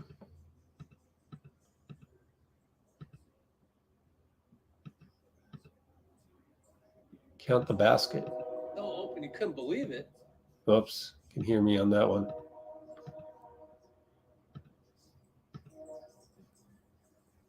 I guess he's moving. All right. I don't know. I'm always wrong on those. Don't have a good percentage on these challenges. Chris Paul, pinch post to Dario, one-on-one Cade, beef, shades over, jump hook, no good. GP tap, no good. Cade brings it up, tie ball game, 2:55 to go. 3-ball Sasser. No, 3-ball by Umude. They're on a 14-3 run.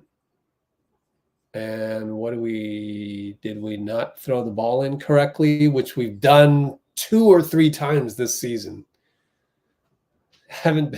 We've thrown the ball to the wrong team on an inbound after made basket 2 times already this season. Kuminga into Dario. All right. CP says, Dario, just bring it up. He brings it up. GP over there. Cuts. Finds Moody for 3. Klay style. It's an air ball. GP got it.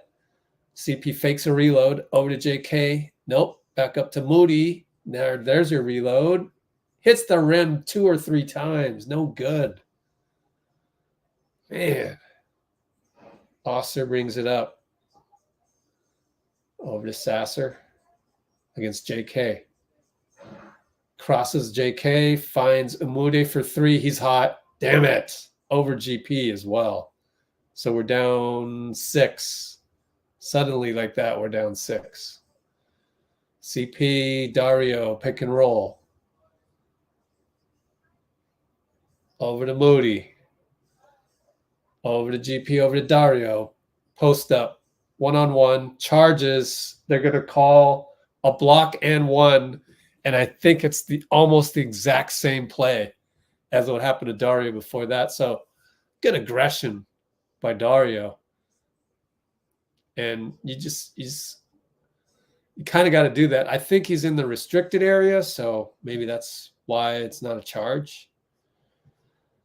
I don't think they're going to challenge again because you only get one more. You won the challenge. Oh, he's going to challenge again. Okay. 80-76, Detroit. 148, challenge again. Our spacing is really terrible. I mean,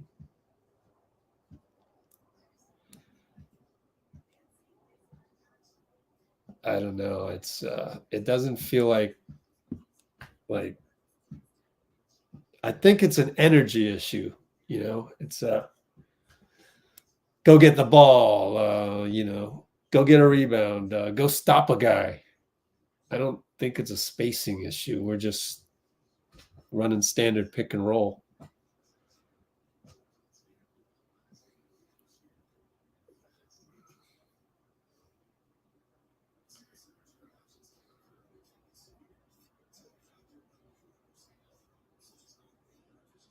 Come on, don't stop throwing guys under the bus, man. I'm trying to teach you, Jimbo. Teach you not to be assholes on here. There's so much opportunity to be an asshole on Twitter and throw guys under the bus left and right. Over here, we realize that there's actually something wrong with you. So everybody on here, me and Bruce, I can tell you at least me, Bruce, Amy, and Ben, at the very least, we're going, wonder what Jimbo's going through. Right? On here, we realize that. Everywhere else, nobody realizes that because everybody's like you. You're just throwing guys left and right under the bus. I don't know. I just try to be happier. I mean, that's what it comes down to, right? Anyways, they lost the challenge. I think it was in the restricted area. Once that happens, it's all hell can break loose if they want. We're in a zone. GP up top. Killian against CP over there on the wing. Sasser decides to shoot. No good. What's Sasser's? Maybe we game plan this. Sasser. Marcus. Dario over to CP. Well, he's 59%. He's not bad. So, got lucky there. Oh, and CP nearly threw it away. Got lucky. Now we'll shoot a three. It's the late shot clock. It's Desperado. Misses it, but JK got a tip over to Dario. Credit JK. Corner three, no good. Oh, and Killian tapped it out of bounds. Oops, our ball. Got lucky. We'll take it. 1 minute left to go in the quarter.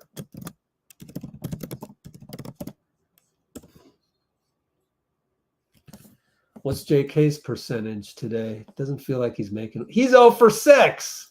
Where's the hate on JK? You talking about Wiggs? Wiggs is empty. This is literal emptiness. I don't see you throwing JK under the bus. Do you get it? Do you get it? Do you get what I'm exposing here? It's not JK. It's not Wiggins. It's not Steve Kerr. It's you. Oh, God. Oh, my God. I mean, literally, the facts show it. That's empty. 06, 03.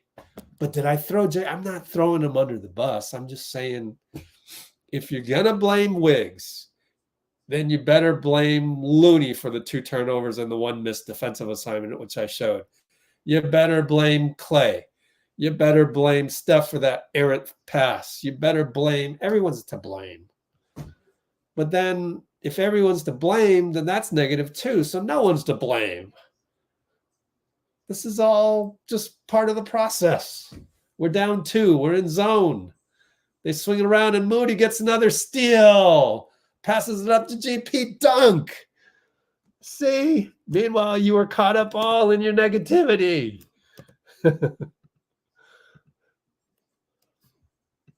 Oh my gosh. Moody. What a game. What a game. He's been the best player. Killian with the 1-footed lefty. He is left-handed. Former predicted number 1 pick of a certain Warriors pundit that is no longer punditing on Warriors Twitter. Oops. Yeah, same draft as Wiseman, I believe, or the one before that. CP against Beef. 1 second left to Dario and 1. Ooh, CP. How many assists, man? He's getting a lot of them to Dario. 4 assists, probably all to Dario. What a great play. In between 2 guys. Another and 1. All 4 assists to Dario, maybe?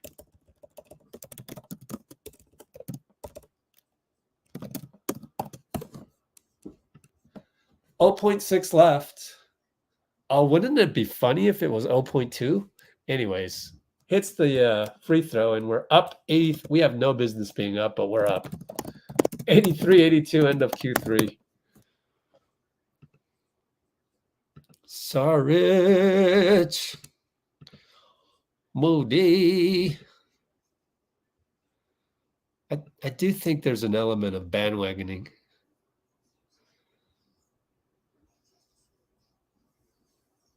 Oh, God, man. I believe the commenting needs to be much better, not Wiggins. At this point.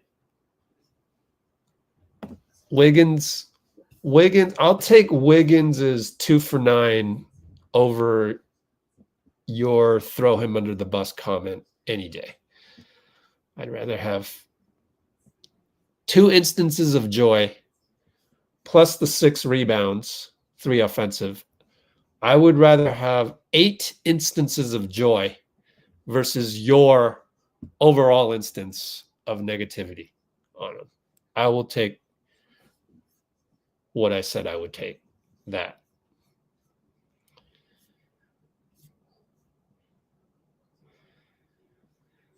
Second team, let's look at the plus minus. Klay is a minus 13. Look at the starters. Ouch. Moses. Mosey. I think Moses should get extra minutes. Extra minutes for Moody this time around. True, we don't necessarily want 0.2 this game. Would mean that we definitely played down to the competition, but we've already been playing down to the competition. It's just kind of part of the culture. Yeah, you just got to accept it. It's part of the culture. TJD in house. Is he checking in right now? You check him in. Q4. Probably not. They won't show that just yet. Oh man. All right. I'm tired of defending my team, guys. This point on, I'm just deleting comments that don't belong. Little Caesars Arena. Nice little cozy arena. It's actually pretty nice. Across the street, it's always cold in Detroit, but across the street, Whole Foods, Starbucks, pretty nice setup there. Then you just go across the street.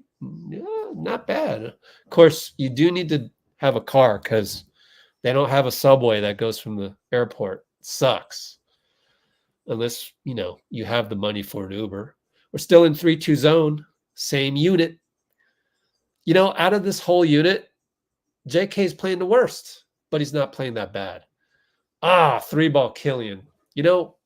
Killian Hayes may not have the skill or the talent really compared to other number 7 picks or whatever he was. But he does have that mentality like, I don't care. I'm still shooting this. So I give him that. That's why he's got 19 points. JK posting up. Oh, nice post up. Oh, it's short. Oh, he gets a foul call.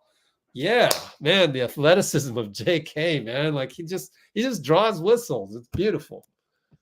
Absolutely beautiful. I love it. JK, man, he has that knack of drawing the whistle. Like how is that a foul? I mean, if you were rooting for Detroit, I could see how they'd be going, how's that a foul? Well, I mean, JK, man, he's an athlete, so he tends to draw whistles. I don't know what it is. I love it. I mean, that's a favorable whistle. I mean, that's probably a foul. Look at BP put his arm around Steph. Oh, don't you love that? Oh, our squad. He had his arm around him before, too. All right. And they're talking. All right. Moody disrupting some offense again and out of bounds baseline to Detroit.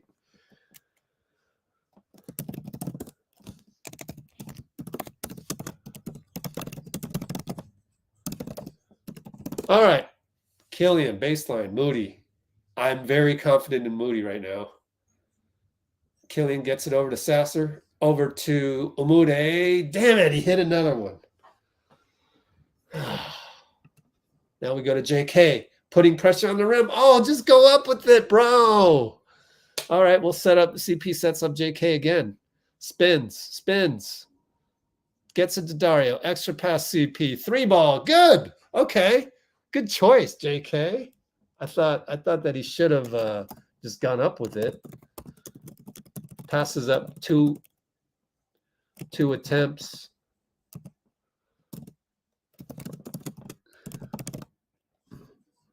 Sarge wants a review. Well, I don't know. Didn't really see what happened there. Well, we're not going to challenge it or anything, so. I ran out of characters in the description for the timestamp, so I'm adding my notes into a notepad. Cade scores. We're down 2. How do we get down 2? Dang. Oh, right. Umude hit the 3. Moody attacks. Nope. Back out. Over to CP. Pick and roll Dario. Oh, we're stuck. CP has to shoot a long 2. It's no good. Oh, man. Umude attacks and scores. And 1. How did he do that? Who is this guy anyways? Never heard of him before today, honestly. Umude. Stanley Umude. Oh, Arkansas. Okay. Okay, fits. Experience 1 year. Oh, he was at G League.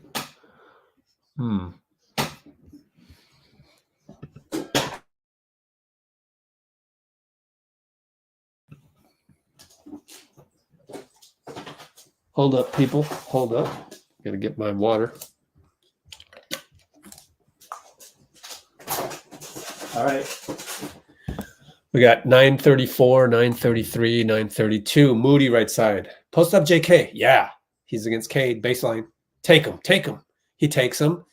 He spins. I mean, he fades and he draws another foul. How does he do it? Dude, I mean, like, I didn't draw that many. I used to do that fadeaway in men's rec league games, you know, Jordan era, late Jordan era, just kind of emulating them. I never got those calls. How does he do it? I'm jealous. Man, it's a thing of beauty.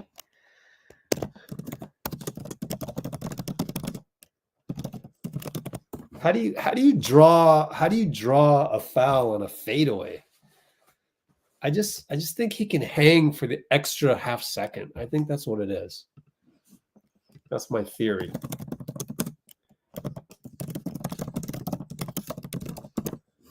Anyways, Killian against Moody, good defense. I'm always worried about Moody's point of attack, but gets it to Bagley, jump hook. Oh, it hits the rim, trickles in. Man, all that, we're down 5. CP gets a lane, foul. Oh, he scores! Look at that English. Way to go, CP. And then he talks to Dario about something.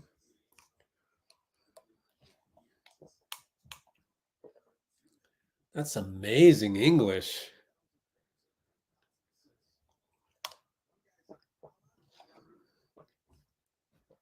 Chris Paul, how many assists? 4 assists already. 13, 4, and 4. This guy's amazing. Well, we're down 2, 856, 855, 854.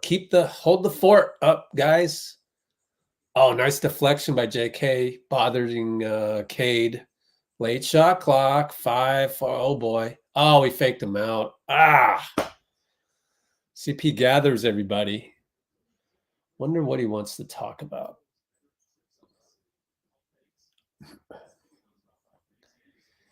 Let me watch the last play one more time. See if there's anything to catch.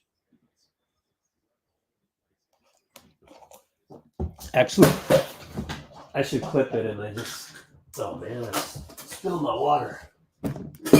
So much for the clip. All right, I gotta go get some paper towels. So I'll be back.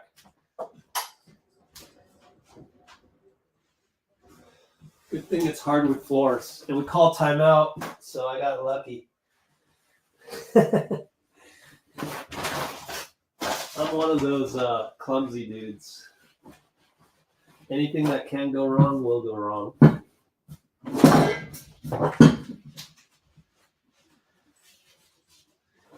Wasted some good Starbucks water there. At least I didn't slip and fall and break a bone or something. But that actually allows me to clip this, oddly enough. Let's see what CP wanted to talk to his mates about.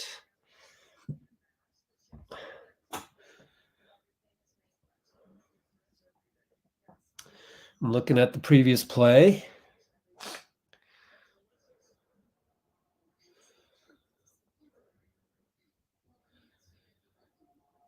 I don't know, guys. I don't even know what we should be looking at. I'll look at it one more time, but anyways, down by 3. 8:44 to go.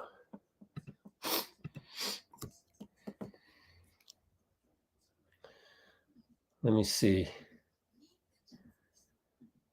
Dario's there.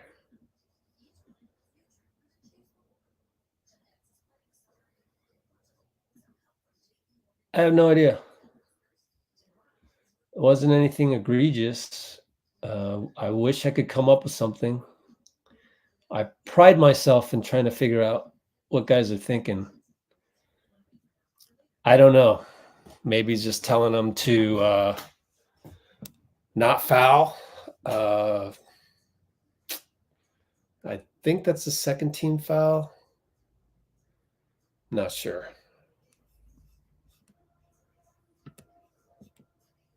Yep, that's me. I mean, it could be as simple as, hey, JK, don't jump on that one. Don't know.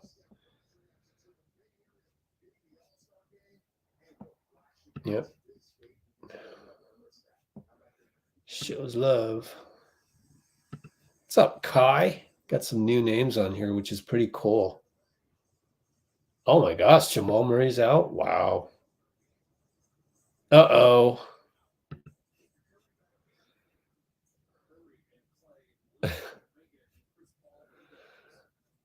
Nicole wants Steph to come in. I mean, look, he's going to end up with 32 minutes. I was explaining that for like eons in the first half. All right. 8:29, 8:28, 27. Steph inside the JK. He's got the just go at him, and he does go at him. Almost took one more dribble too long, but he got him. So another good finish by JK. Steph will get the assist on that, I believe. Let's see. 2 assists. All right. They work the ball around. 5-4. Killian against Steph. Don't foul. He doesn't foul. He fades away. It's a brick. It looked like it went in for a second, but it was a very bad shot. Klay gets open thanks to using Looney. What a use of, that's how you put that in the textbook. Put that in the encyclopedia of how to use a screen. Perfectly. Cade misses. Steph, 3-on-3, finds JK. Good. Timeout, Monty, timeout. We got the lead. Thanks to the 3 by Klay. We're up by 3. What beautiful execution. Floating. Klay glides for a lefty scoop. Klay does what he can to close out on Umude. Great closeout by Klay. That's good recognition. Man, proud of my guys. Good closeout on hot Umude. Steph for 3 on the reload. Oh my gosh. He splashes it and he stares at the corner crowd. Oh man. Oh, that's a killer. Are we up by 6 or 8? I don't even know at this point. Chris went to talk to JK about something. Constant coaching. Look at that. How do you reload like that? How many people in the world can do that? Up by 6. 654. That's unfair, man. That's unfair. Steph dagger corner, stares at crowd. CP talks to JK. I wonder what that's about. But anyway. 103.97 suddenly. Look, Nicole, I know, but you don't, it's not a video game. You don't put him in every single minute. You want him to end up with 32 minutes, and you expect him to do this when you put him in. That's how you manage an NBA team throughout the course of 82. So I don't want to be looking back and seeing you going, you should have put him in earlier. No, he was put in at exactly the right time. Au contraire. Let me watch that play one more time just to see what, maybe on the defensive end, CP had something to say with JK. I'll go ahead and clip it.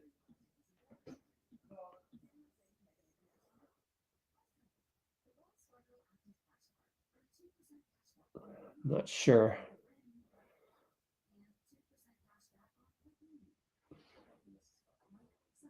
Okay, I know what he was up. I know what that was about. Steph got it, but CP had to tell JK where to go. So let me show you. So he's trying to teach JK, don't let me tell you next time, just do it.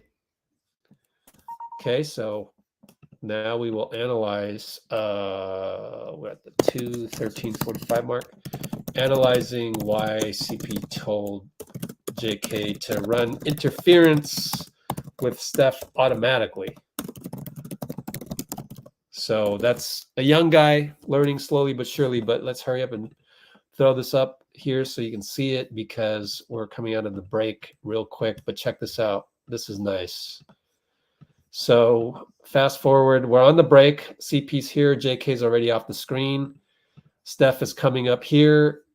Over here, he's telling JK, go do something with Steph. Do a two-man game. So that's what happened. And he did it, but it was just that Chris had to tell him, all right, we got a little crazy play here. Totally broken play. Offensive rebound for Detroit. Umude down the lane. Finds number 9. I forgot his name. Number 9 misses a 3. Who the heck is that?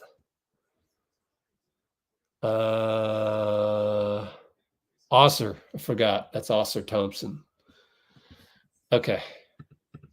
Let's get the box score back up. Osser Thompson. Oh, Moody got the BMW thing. Good for Moody. He deserves it. He's everywhere. Probably got a massive plus. Plus 11. Oh, he's down to plus 7. Anyways, Oscar Thompson messes around and they get a bucket. Only up 4. JK left side. 5:57, 5:56, 5:55. Pretty soon bring in Draymond. And that's the same thing is if Draymond comes in and takes a charge, then you can't be going, oh, you should have brought him earlier to take more charges. That's the same deal with Steph. It's just like there's a scripted pattern to end up with the number of minutes to last you through 82 games, especially on a back-to-back. Up by 4, late shot clock. Cade gets around the corner on Klay, scores. 1 and 1.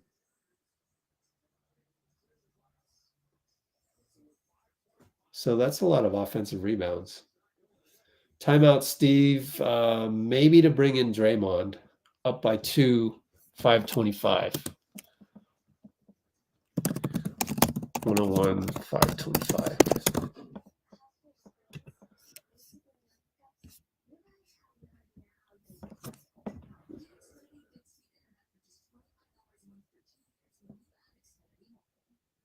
Yeah, that's why we're bringing in some guys right now. Probably Draymond at the very least.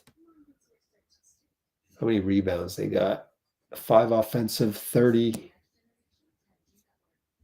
We have 16 offensive rebounds. That's amazing. 16 offensive rebounds. We're doing good on the rebounding, but just the last couple of possessions kind of got ugly.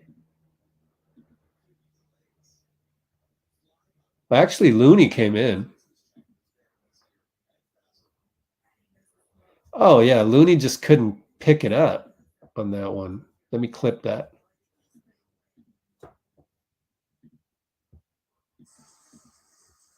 See that play one more time. We won't have time to review it.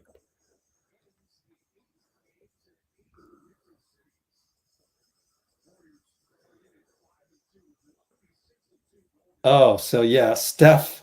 Oh, man. Steph just dribbled off some guy's foot there. Man, that's his. And Looney couldn't. Oh, gosh. Some of these mistakes are pretty glaring. Klay. Fade away. Good. We needed that one.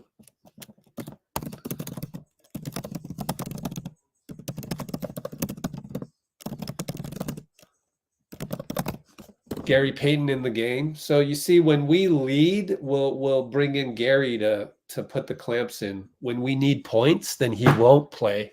We'll have an offensive team, which was the case in Cleveland. Osser goes baseline. He fools Looney for a bucket. So we got Gary in there with the starters. So no Wiggs. Klay short on the 3. Gary got a rebound. Good job, Gary. 17 offensive rebounds.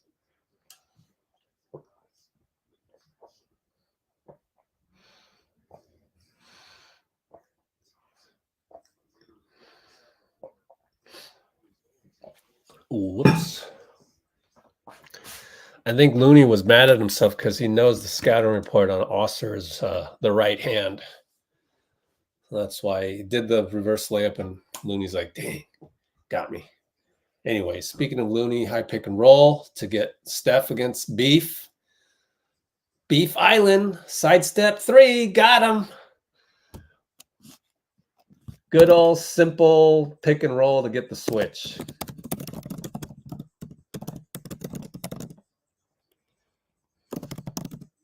Beef Stew Island. Killian.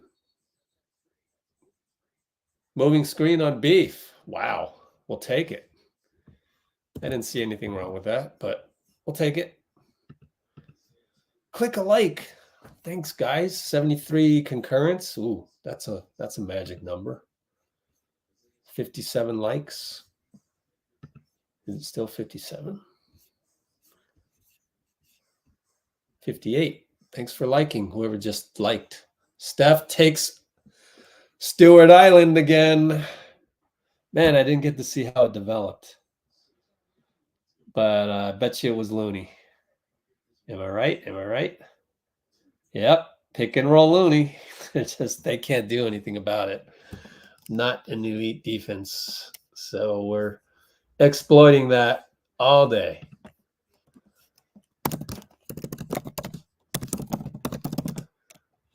Exploiting Stewart Island. Steph at the line hits it. We're in the bonus even with 3:47 to go. We're up by 5. Now we're up by 6. Steph upping his average to 91+%, maybe 92. Cade against GP. So good to be able to throw GP in there when we're up and need to protect the lead. Osser bricks a 3. Oh, Beef Stew gets a rebound. Klay is claiming for a jump ball, doesn't get it, shakes his head. Let me watch the replay, see if he's got a case to be made. 8 times out of 10, no, but let's see. Yeah, that didn't look like much. Oh, and they're showing the overhead replay. Oh, well. Oh, well. Sendal Beats in the house. What's up? Thanks. Sabrina in the house.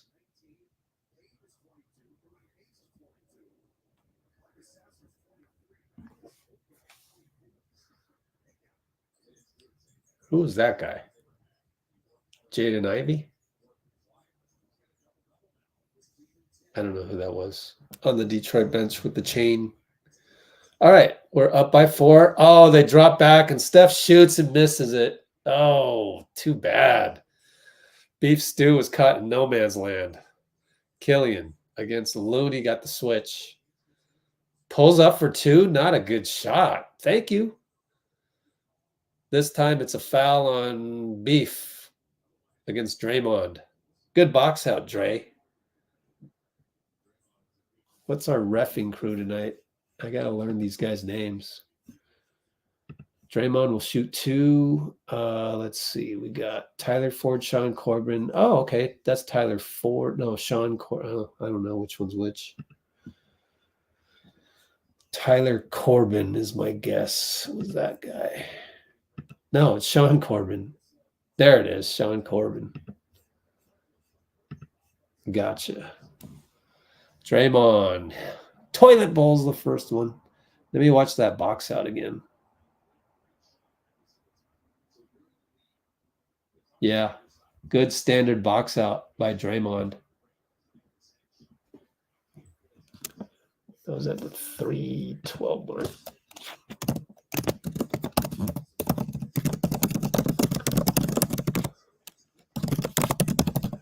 And we got Sasser trying to shed GP. Oh, he finds Beef. And Looney blocks it.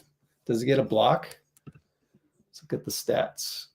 2 blocks. Maybe you got the block on that one. Up by 6. 2:57. Baseline inbounds. Detroit. Let's see what they run. Oh, Cade fell down. Now he's up against GP one-on-one. GP one-on-one all the way. Knocks it out. GP again. Mr. Reliable. On defense all the time.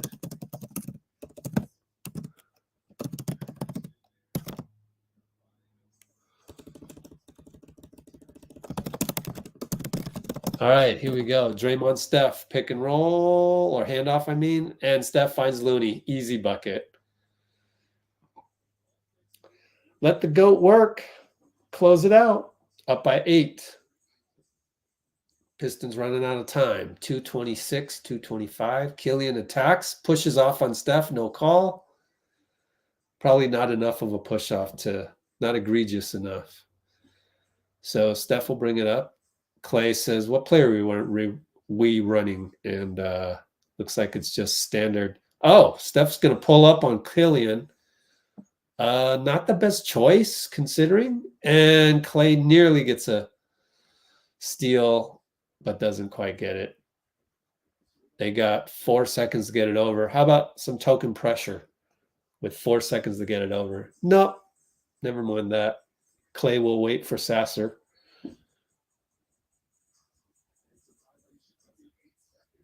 And we get lucky. We get lucky because the shot clock was at 20, and by the time he crossed half court, it was at 15. So credit Klay for being nonchalant on the defense when I called for pressure, because it turned out to be an 8-second violation. Wow, that's too bad. That's one of those things where Monty has to go, well, we'll check the tape and make sure and remind our guys.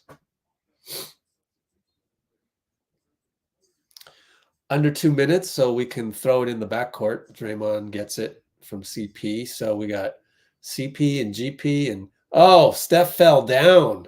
Draymond passed it to him, and he fouls Stewart. Luckily, it's not an and one.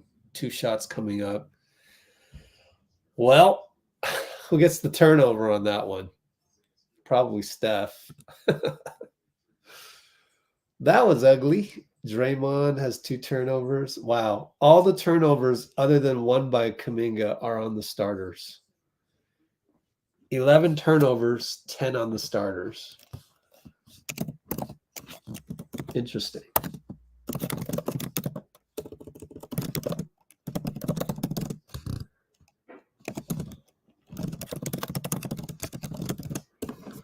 No turnovers on anybody else on the second unit other than JK.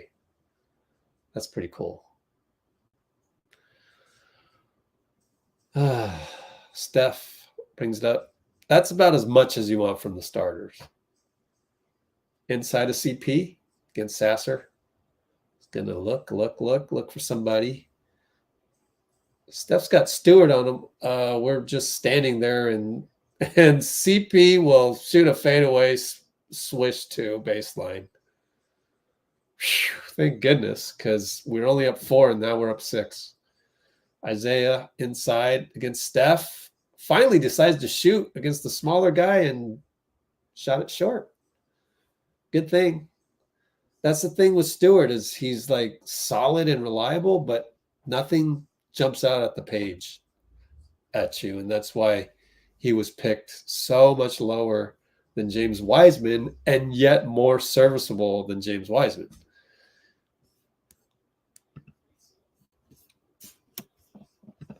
Check what pick he was.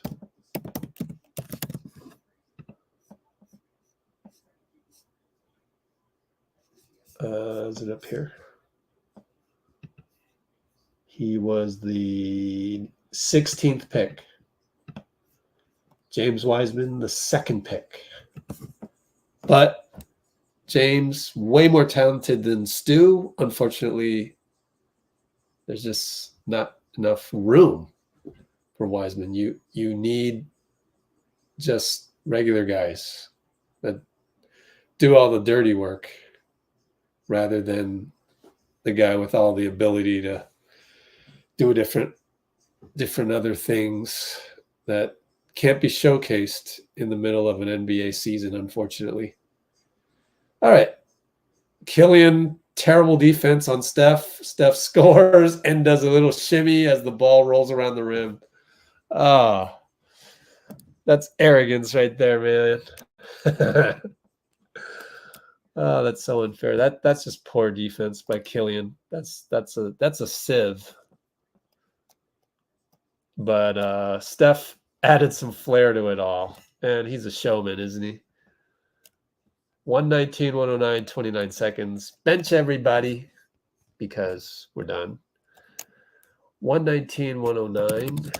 Can't score 10 points in 10 seconds or 29 seconds. Q4 29.3.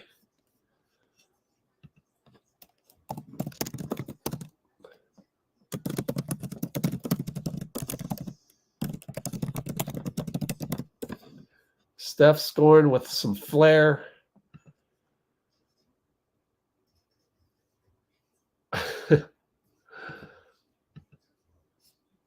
A toilet flush shot.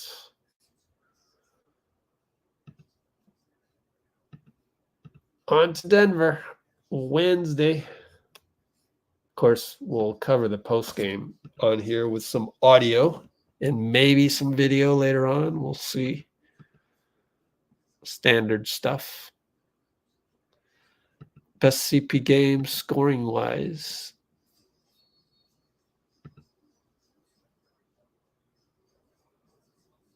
$17 points. 6 for 9. We got the bench guys in. The rookies are in. And GP and Mo and BP, TJ. JK gets his free steal, gets fouled, so he'll pick up a couple points, hopefully.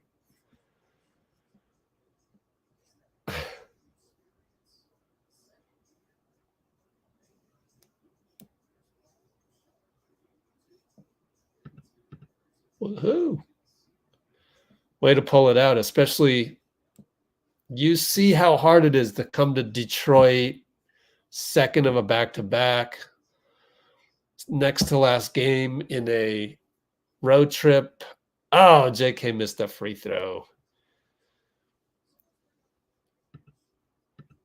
It's tough to win these games.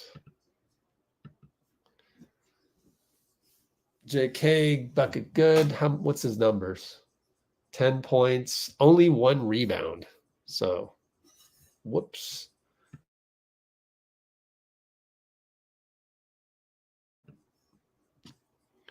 Four, 3, 2, 1. We're going to win 120 to 109. Final.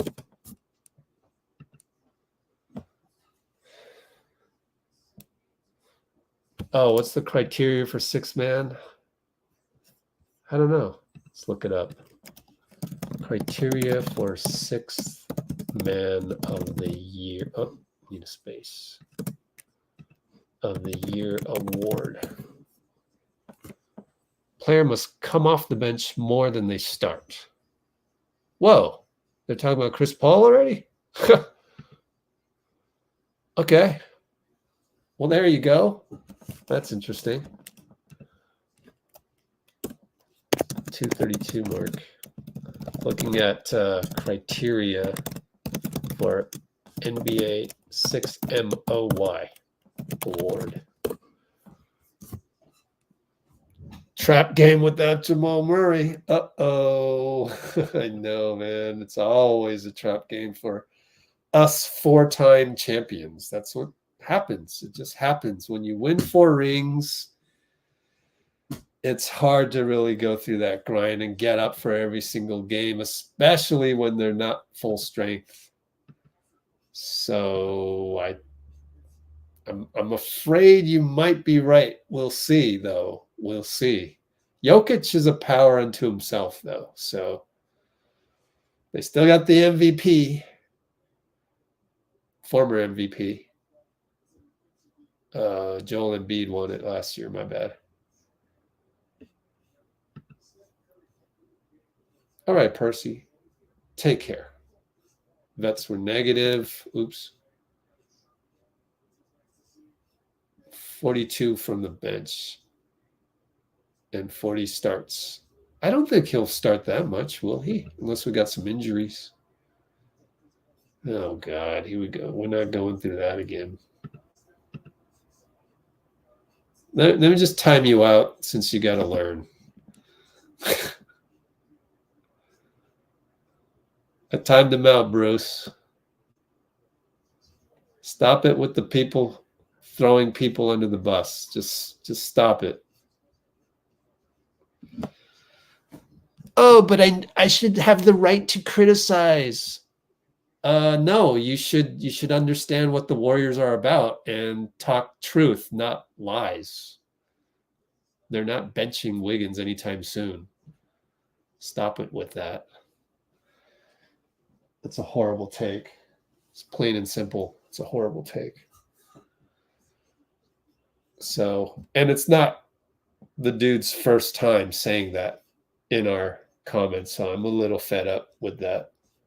Grow up, my man. Grow up. You have to increase your basketball IQ. If you don't, then you end up spreading the false rumors. I'm not the false rumor type. I am Twitter without negativity, without throwing people under the bus, and with truth. And with that, ends you up with not like Twitter at all.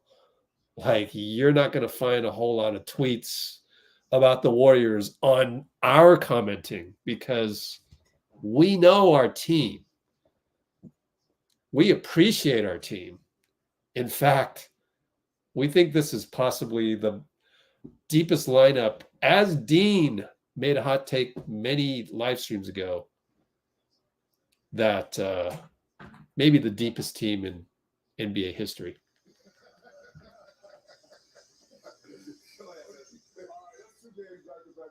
Oops. What's the effect on the team and the energy, especially when you're on the road? We expected. You know, probably should have had 11 or 12. We got a few that they should have went down. And, you know, when you playing and 7 for 17 on threes, Steph. Shoot the ball the way he does and playing the right way, it's contagious. And we expected. Yeah, Chris, your impact has been felt, especially on the road. The Warriors only won 11 road games last year. You guys already have 5. Talk about, you played on some great teams with Houston and Phoenix. Oh boy, to talk about. Maybe some similarities and some differences from the great teams you played on. We got a really good group. Everybody's willing to learn, all of us, even the vets, and we got to keep talking. But we got to get our defense better, more consistent. You know, it's different when you got a crew who've been together so long, they didn't play so many games, won championships or whatnot. So I think for us, it's all about this team, not about teams in the past or whatnot. We got to figure out what we're going to do for this team to be great. CP, I know this was a back-to-back in Cleveland, Detroit. You guys got this one. They finished the road trip up in Denver against the champs. Are you guys looking forward to that when they kind of test themselves against one of the best teams in the league? We're a team that got to look forward to every game right now. You know, in this league, you got to pile up wins with the parity that's in this league. You know, you've seen all us out there playing tonight. We're trying to set the tone, you know, early in the season for the whole season. No doubt about that. You guys are 62. You guys have set the tone away from home. CP, safe travels to Denver, man. Congrats. I wanted to hear the beginning of that because I missed the beginning. Let's see. Yeah, Steph Curry with a big shot there. And 3, welcome to Toyota Warriors post-game live. On the season, you got 62 assists and only 6 turnovers. It was well documented about your shot. You told us the other night, I'm not worried about my shot. It was going to fall. Well, tonight it fell for you. You hit 2 threes. There you go, true skull. How were you feeling with the shot tonight in Detroit? Felt good. Still passing up a lot of wide open shots. The guys on me about it. But, you know, it's a long season. You know, you're always trying to find your rhythm. We got so many guys on our team who's able to shoot and score. So I just got to be more aggressive. CP, there's 2 games back-to-back now where Steph has had 7 threes. What's the effect on the team when you're on the road? You need some energy. What is that effect that Steph Curry has on the game? I'm sorry, what did you say? That's 2 games back-to-back where Steph has 7 threes. I want to see it too. All right, that's 2 games back-to-back where Steph hits 7 threes. What's the effect on the team and the energy, especially when you're on the road? We expect it. All right, we saw that part already. So let me get back to live. There we go. First player in NBA history to make at least 4 threes. All right. Steph becomes the first player in NBA history, 4 threes in each of his first 8 games. Wow. All right. Thanks, Ben. See you later, Ben. Let's see what else we got. I don't, you know, again, I'm trying to tell you guys how hard it is to go to Detroit and be up for this game. I wouldn't change a thing. We won. It happens. Like, it's not easy to go on a road trip. Then you have a back-to-back. Then you're going to Detroit. You know, it's hard to get up for a team like this. So I wouldn't change a thing. Like, I mean, it happens. You're going to get Steph careless with the ball. It's literally Steph with a couple mindless turnovers You had the one where Draymond threw the ball at him as he was falling down. So Draymond gets one of those. You had the other one, Draymond, remember, stolen at half court and boom, dunk. That's part of it. It's all part of being such a great team. I don't know. I'm not going to be the one complaining. I think we did what we had to do. It's just gets ugly sometimes on the road. It just does. And if you've been on every live stream here since we started in 2021, 22, you would know that already. We've been through this. It's part of it. It's just part of the journey. Embrace it. That's why I really don't have any problem with Steph's turnovers. But then I do when people blame other teammates. And then I have to bring up the fact that Steph was making brain farts as well. So why don't you throw Steph? But you don't throw Steph because you're conditioned not to do that.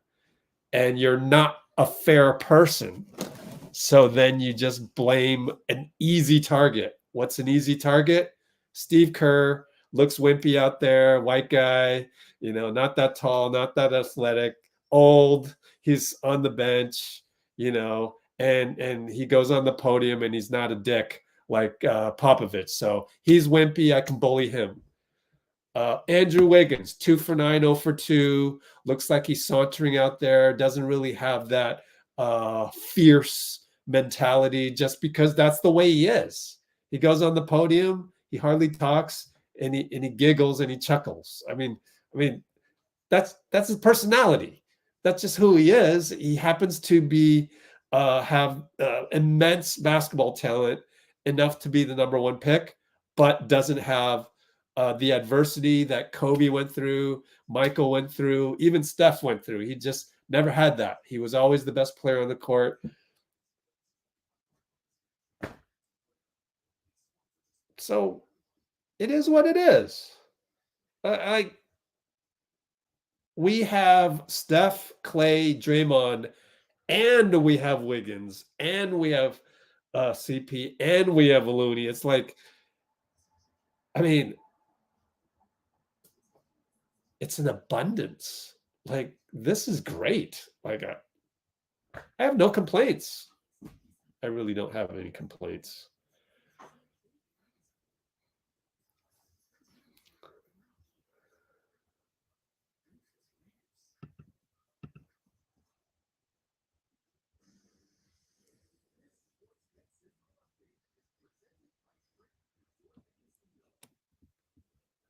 I think, Jabs, the issue is you happen to comment at a moment when we were hearing some complaints where I was just trying to explain that we're not a channel that complains. We just don't do what everyone else does in the world. You know who I looked up the other day? One of these motivational speaker guys, but I totally agree with some of the stuff that he says, and I posted it in my Instagram, and so did Moses Moody. Moses Moody posted it in his Instagram, and let me go show you, because I do think some of you need to hear this. So it's almost has nothing to do with basketball, but then again, it does. So Eric Worre. 3 ways to keep people stuck. 1, get them focused. I'm about to expose some people. I'm sorry to expose some people, but I'm just trying to let you see the light. Yeah, just trying to let you see the light. It's all fun and games. It's all not that serious. Not that serious. Here we go. Let me get that. link here. Copy. Here we go.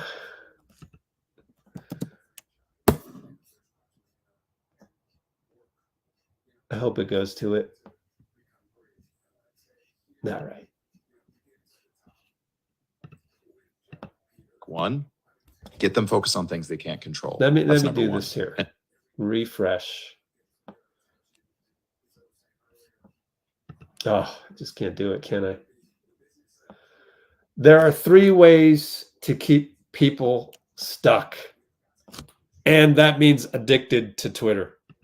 1, get them focused on things they can't control. That's number 1. And look at the news. The news is all about getting you to focus on things you can't control. That's going to keep you stuck. Number 2, get you to focus on the things you don't have. So now we're going to focus on control and we're going to focus on lack.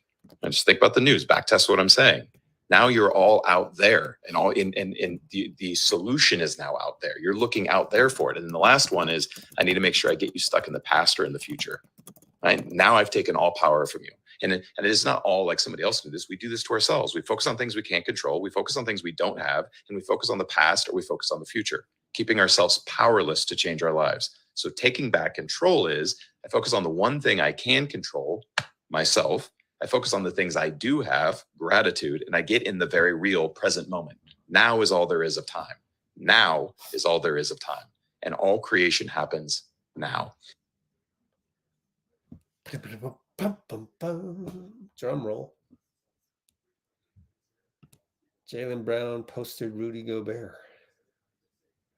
Live your life from abundance. Live your life from abundance. Anthony Davis got injured again? Oh, no. Wow. Well, NBC postgame right now is talking to Adam Silver because that was the big news today. In case you hadn't heard, we got All-Star Weekend 2025. No problem, Sandow. In fact, Moses Moody shared that. I got that from Moses. I got it from Moses. Pretty cool, huh? Yeah, it's a good one. Why don't I put the, here you go. Boom. There's the link. Check it out, guys. It's a good one. It's really good. It's helpful. And it's in alignment with a lot of other people I look to I don't mean to generalize it, to maintain positivity. I don't know how to describe it, but just to try and get through life with there's a lot of stuff going on, and how to deal with it, how to not be stressful, which, I mean, if you're stressed all the time, it's going to affect your health, guys. It really will. We got Bonte, Chris Mullen, and Festus again. So I'm thinking that we'll get an interview pretty soon, but I don't know. Oh, Brianna's here. Yay, Brianna. Oh, hey. What's up? Oh, cool. How was it?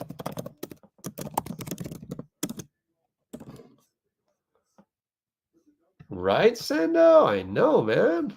I know. Or gal, don't know if you're man or woman. So I know. It's so true. I love the fact that, I mean, I literally got that from Moses Moody. Like, I can't even, I mean, I embrace what was said in there, but I can't take credit for that. That's Moses Moody. Moses Moody shared that. That's pretty cool.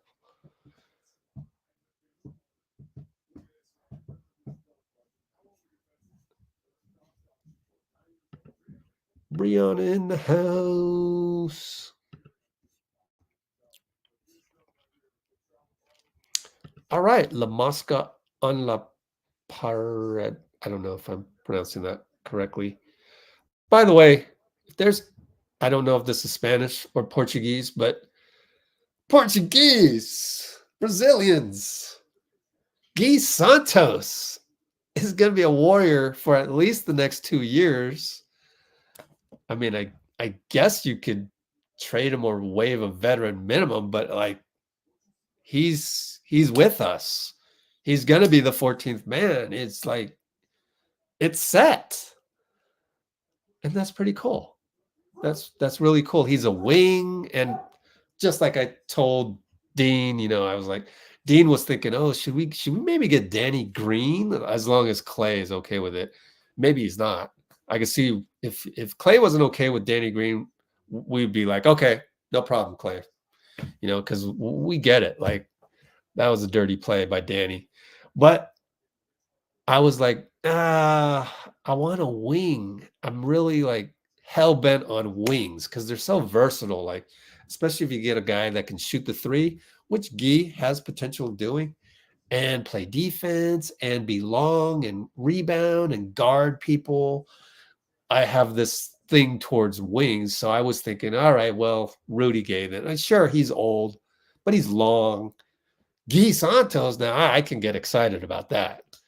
And I think we do need to credit Trace and BP for their maturity, for their awesomeness, which enabled Gui to be signed, because now we have confidence in, let me put it this way, the confidence Steve and Mike Dunleavy have in TJD and BP probably helped in signing Gui Santos, because Gui Santos is a work in progress. All right, we're going to go to Steve Kerr postgame. All right, so let's go Steve postgame audio now on. Boom. And let's go here. Get ready. And I will use the restroom while we play it. Ready? So me, restroom break, be right back.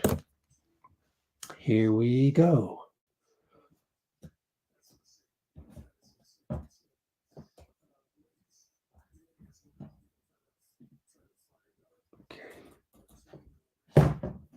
Steve, what did you like about what Steph and Klay gave you guys down the stretch?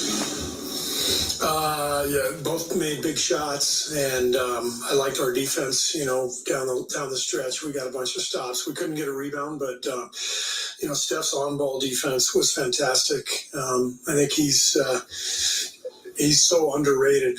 On that end, everybody tries to go at him for good reason to try to tire him out, but Steph's a really good defender.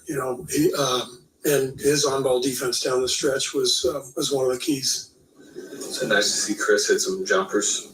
Yeah, I mean, Chris has made such a huge impact even without making shots. So now, the last couple games, knocking shots down just adds to what he's already doing. But 6 assists, no turnovers. He's up to 62 assists, 6 turnovers. I mean, that's insane. That is insane. So what he's doing as we're, kind of trying to find our team and our rhythm, he's just keeping us in games, leading that second unit, taking care of the ball. Only 11 turnovers tonight. So Chris has just been amazing for us.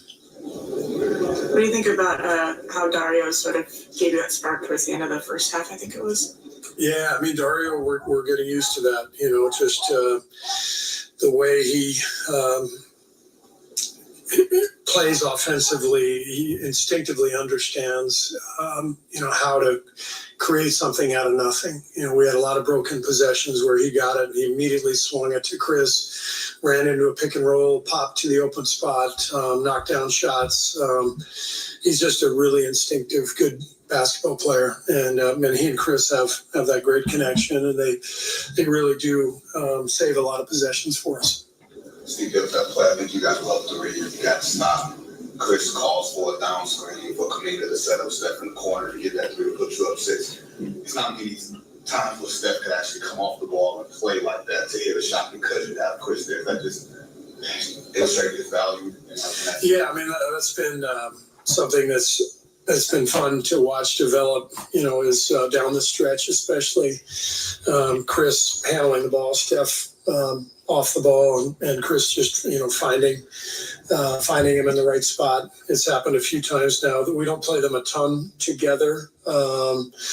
Obviously, Chris is running the team when Steph's on the bench, but most nights they're out there for 6 or 8 minutes together, and down the stretch, it's a really important dynamic for us. All right. Okay. Steve, postgame. Okay.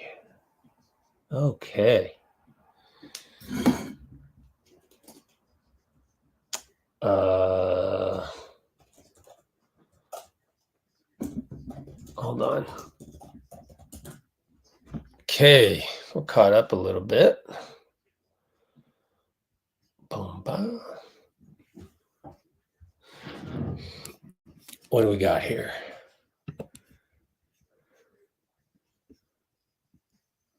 So Brianna tells me that a lot of the guys were on exercise bikes trying to stay warm. Like, it's kind of cold in Little Caesars Arena.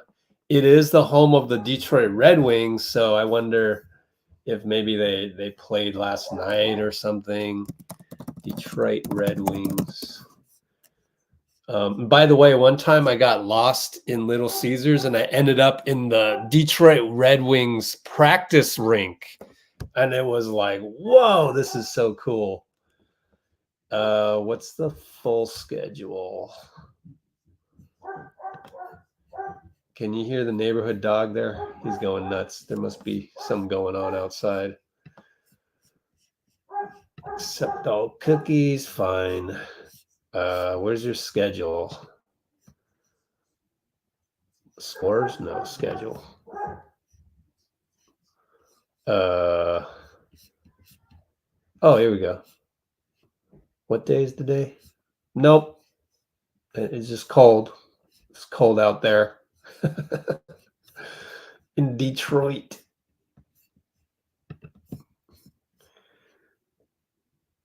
Fly on the wall. Oh, cool. What quote? Oh, yeah, it's the Instagram one. You didn't see it?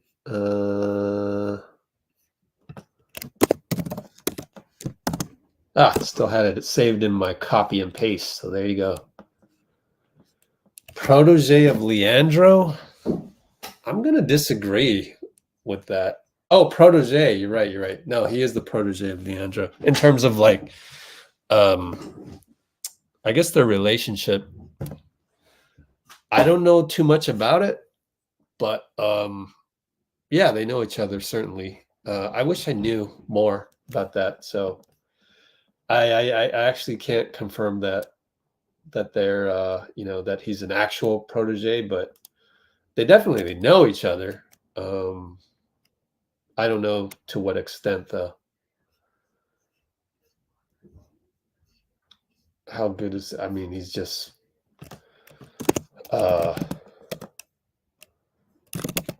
standard wing who can score, who can shoot, has creativity in playmaking,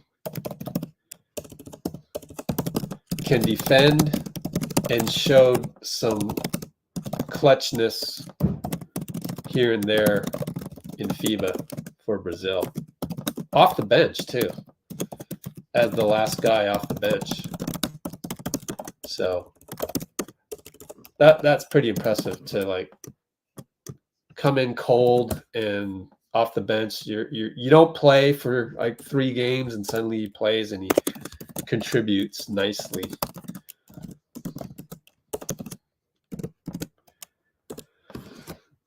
What else we got?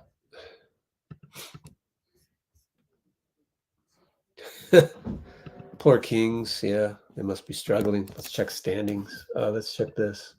Sac Houston. Oh my gosh, they're down 35 in Houston. NBA.com standings. Sacramento plummeting at 2-3 against Houston is 2-3. Really? Okay. Didn't know that. Ice was still underneath the court. So it goes. Oh, because they play tomorrow. That's why they set it up. It wasn't that they played yesterday. It's that they play tomorrow. So they're setting up the rink underneath the court. You have to be careful about condensation in that situation. Saying go Doves. I know, right? All right, Yiddy and Fennel. That's the name of the I don't know where they got the names for dogs like that, but there must be some reason for those names. But Yiddy and Fennel are the names of the dogs.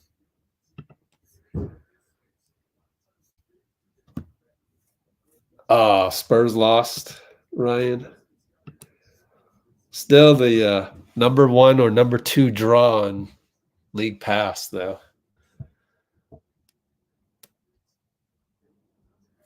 What else is going on? Oh, I wonder if Dean's available. I did text him earlier. Let's see if he texted back.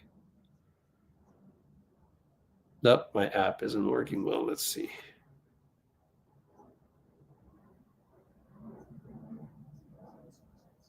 Nope, he must be working.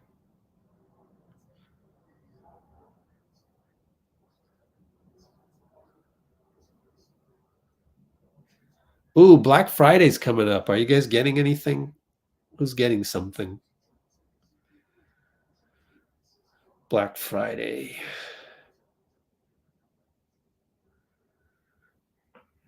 Oh, we got Chris Paul on the podium.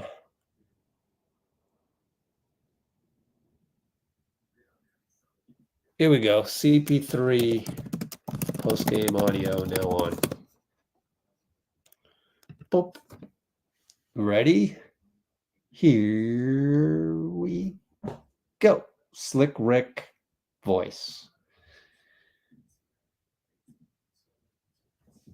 Uncle Ricky. Sure. Did it feel good to finally hit some jumpers? Yeah. Did. I mean, have you felt it coming? No, I don't know. I feel you keep shooting eventually. Hopefully the law of averages that I probably ain't shot it this bad in 18 years, so I like my chances. Chris, how would you kind of assess where this team's energy is at, or this team's energy has been at over these last 2 games? It's good. I think, we definitely always happy that we can pile up wins, but we know we got to be better on the defensive end. Always trying to get better on the offensive end, but I think everything starts with us on defense. What do you think about the way that Dario sort of gave you guys a spark towards the end of the first half and sort of recuperated the broken place?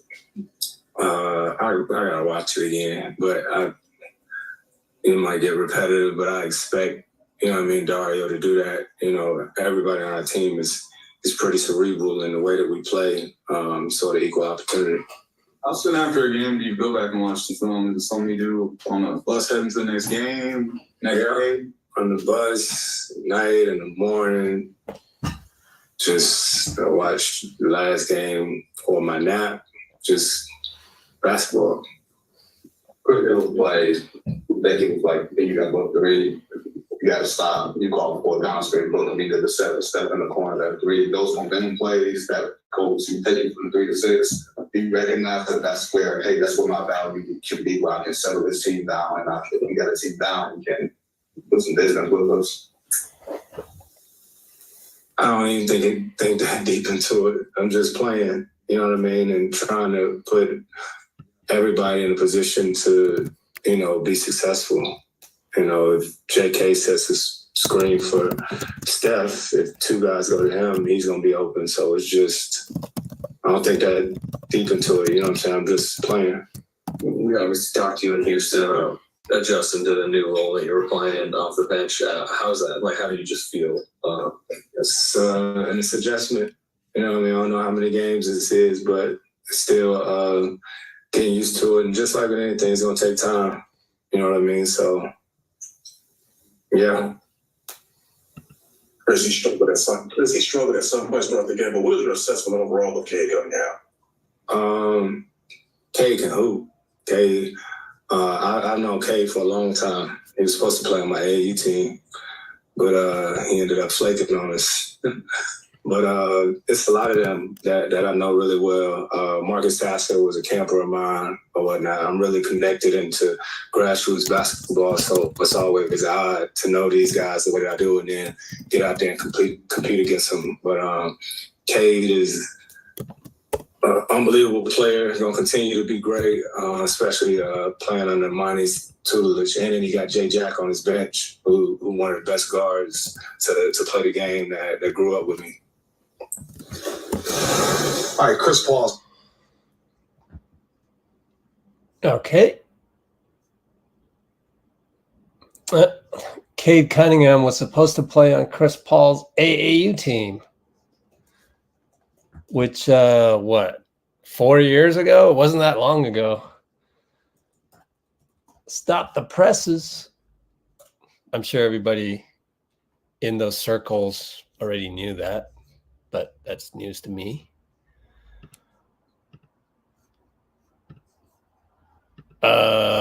So Miami barely won. Let's take a look at the box scores. NBA.com, what are those scores?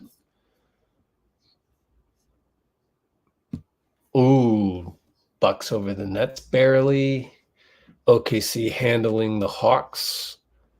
Bulls beat the Jazz. Timberwolves are ahead of the Celtics. Plenty of time, though. Kings still down by 35. Got a whole quarter to go, but still, that sucks. Do they not have De'Aaron? Maybe they don't have De'Aaron. Let's check the box score real quick. Yep, no De'Aaron Fox. That explains that. And Washington lost to the Sixers. 28 for Kyle Kuzma, 48 for Embiid. Nuggets losing to the Pelicans. Did they get Brandon Ingram back? That's at Denver. Yeah, they got Brandon Ingram back. Zion, only 4 points, 7 assists for Zion. Wow. They got Herb Jones, and I think they're missing Trey Jones. Mavericks beating the Magic. They're 6-1. Wow. Pacers crushed the Spurs by 41 points. Vic 13-10. Steph at 34. Fell out of bed, 34 points. Clippers lost to the Knicks. What? Julius Randle, 27-10. James Harden debut. 17-3-6. What about the other guys? What? They're 3-3. Kawhi 18, Harden, Russell 17. Pretty even scoring.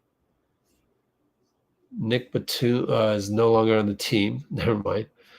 Paul George 2 for 11, 10 points. Wow.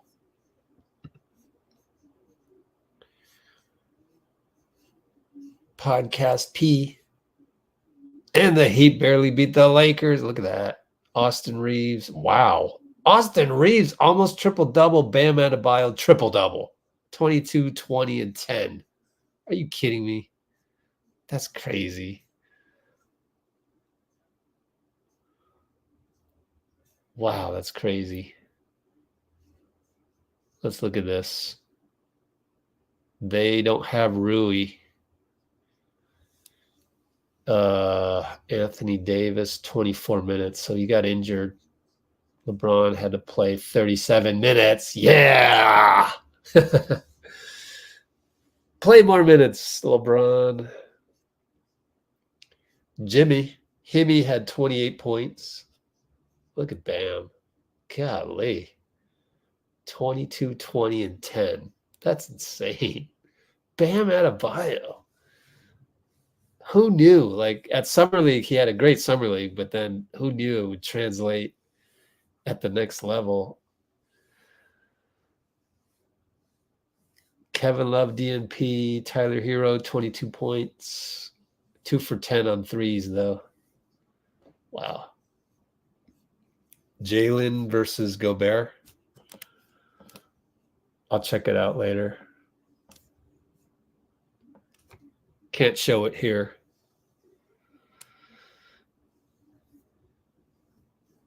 Reeves is a starter, though. Yeah, Reeves is a starter. But he might get MIP, although he was pretty good last year, so I don't know. I don't really get into the awards. I couldn't really care who got MIP, to be honest with you.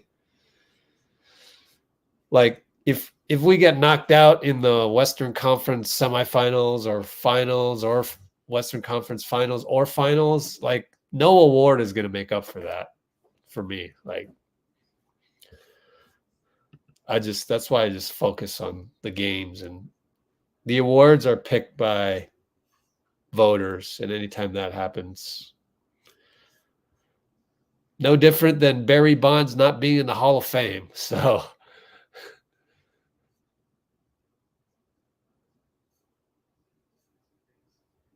yeah.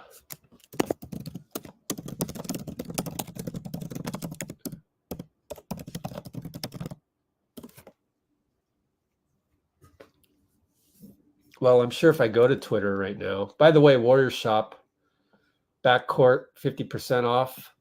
Be sure to use our affiliate link if you're going to buy anything. Here it is. It's in the description. Affiliate link for Warriors Shop. It's basically, if you use that link, we'll get a piece of whatever you spend over on Warriors Shop. And why not? Just it's like a donation of money that you spent anyways. Anyway. Yeah. Let's take a look at the Houston box score. Check out Amen Thompson.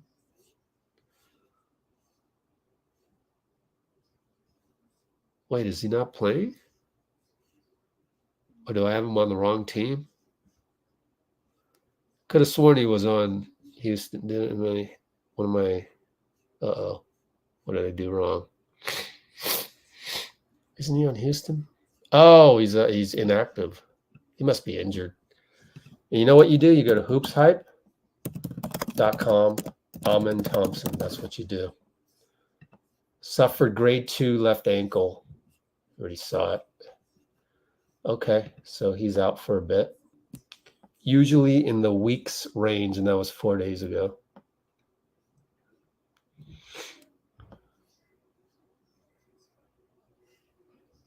And it's not the same ankle that he injured in Summer League.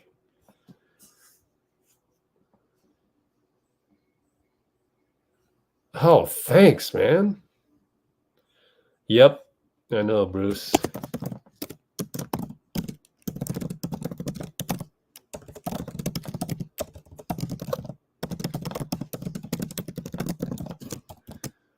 Don't send your energy or attention that way. Don't give them that. Bring back your energy to you. Sometimes you got to do that, honestly. Whether it's you might be seeking approval from somebody. Take it back. Just realize that you don't need that. You don't need it anymore. You don't need approval for you to be happy. So you're taking back your control. That's what you can control. You can't control that person in terms of whatever they're going through. I've had I've had so many instances where, you know, a friend, honestly, I view them all as friends, but there's like a misunderstanding. Oh, you didn't text me back. Oh, you didn't pick up FaceTime. Oh, this or that and the other thing. And it's just like, what if we didn't care about that? What if we knew that we were still friends despite all of that, and we didn't need anything? We didn't need an indication that you're my friend. We're friends. That's it. We're good.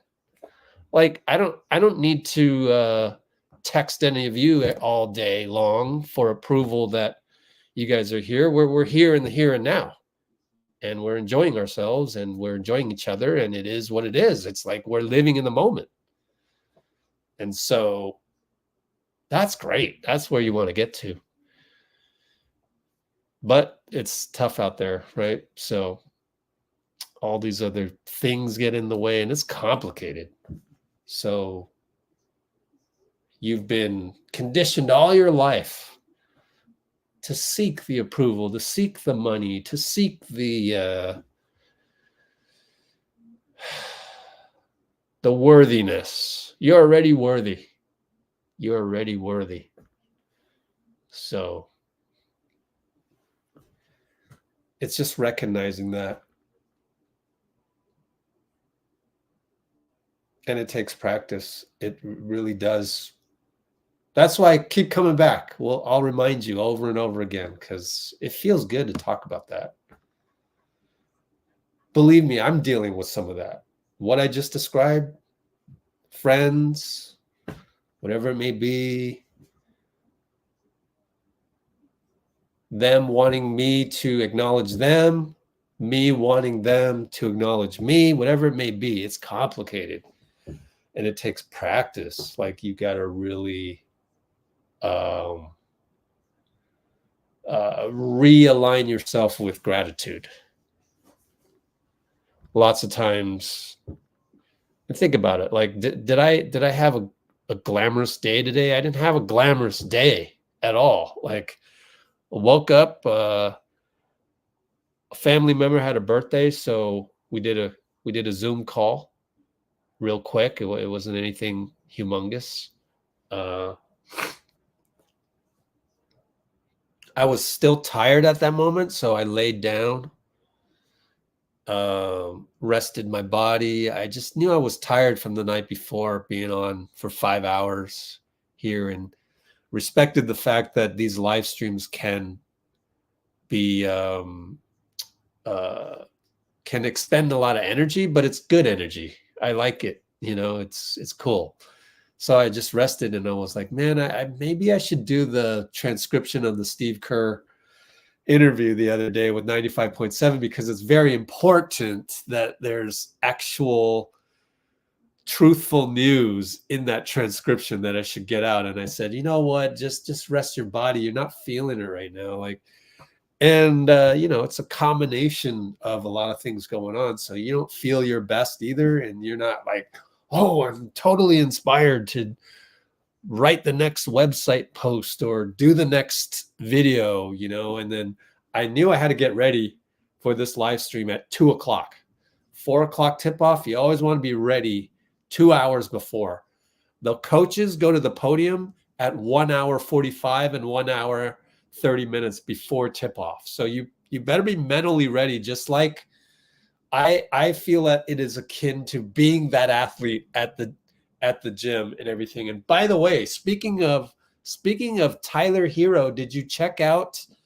Oh, where was it? Court balance, maybe. Let's look at court balance. Tyler Hero, Nicole, you'd be interested in this. Shows us his daily routine on the road. Was it Court Balance 101? Somebody I follow. Oh, please be it. That'd be nice if it just, oh gosh. Damn. I don't know what I did with it. Somewhere out there, maybe we look at Tyler Hero's Instagram and we do the tag thing, see if he's tagged on it. Crap, where did I see it? Who's his agent? I don't know. No Limit Hero. Let's see. I just happened to see the video of him behind the scenes, what he does on an off day. There it is. No. That's season opener. My bad. Ah, damn. Maybe it's that one. Nope.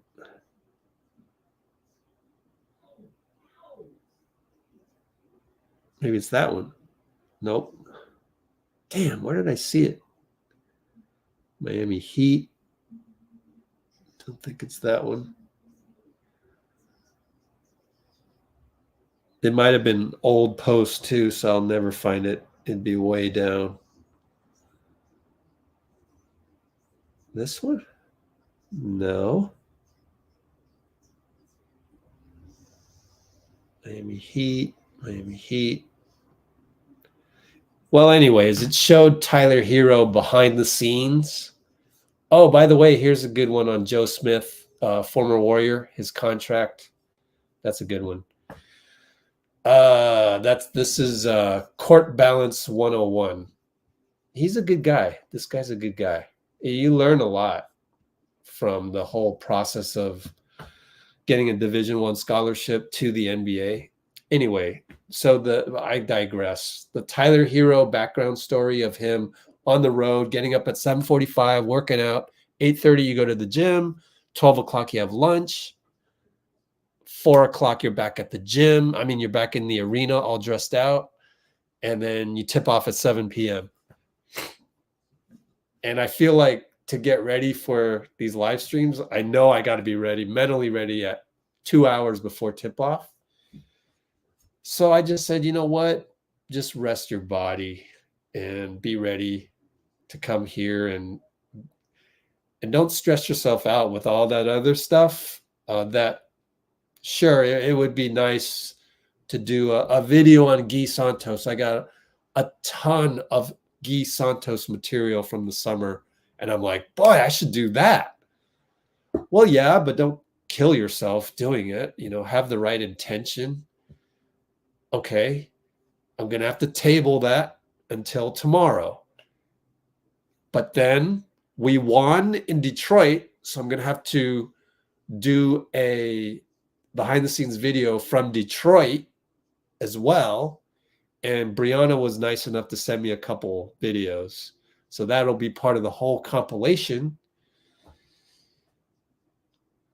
Just to keep it stress-free and keep myself in a positive attitude. And then I came on this live, and I've been on this live for 3 hours. And before that, I went to get some dinner, for later. Actually, what am I going to eat for dinner? Oh, geez. It's only 7-11. So I got some time to go buy some dinner. I had some late lunch. I got the water from Starbucks, which I spilled here.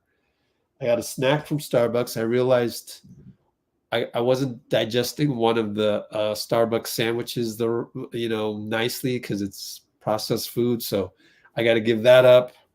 Had my usual green tea frap. Here I am. Like, that's not a glorious day by any means, right? And yet we just won. I feel like really in a state of gratitude for having this team, being here in front of you guys, just 37 of you across the world. This let me screenshot this, but Dean saying cool things, everybody saying cool things. Draymond Green at the podium, Fazio Boxer saying cool things like that. Like, that's a good day, right? That's a good day. We got Draymond Green on the podium. So let's do this. Let's get it back to the box score over here. NBA.com. Slowly find us right here and go Draymond post-game audio now on. Do that.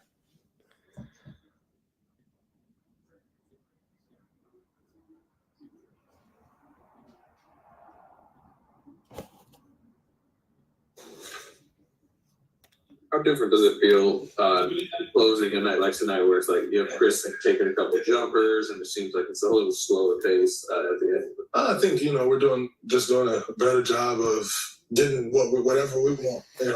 When it comes to the end of the game, and when you can obviously we have Steph, and when you have a guy like Chris on the floor who can also get to whatever shot he wants as well, in those situations, I think it's really good for us. And then also,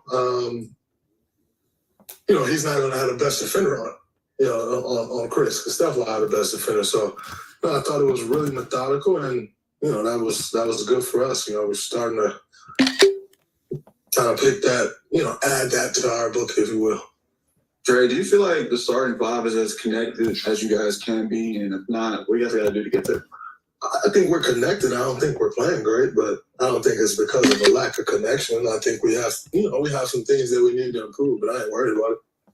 What stands out to you about Moses Moody's defense this year compared to maybe last year? He's competing. He sees the pictures much faster than he did before. He's learning tendencies and different things that guys want to get to. So Moses is doing a great job on both ends of the floor. And that's why he's in the rotation the way he is and giving us the minutes that he's been giving us. Steve, Our time now for it. Well, that was a short snippet. Unfortunately, I wish it was more. But now that we're pretty deep into the post game, can go searching for some video on the databases that I have access to. Well, look out for that behind the scenes one on Tyler Hero. It's somewhere out there. I don't know where, but I tried to find it and I couldn't. Okay, let's look at some places that might have some post-game content.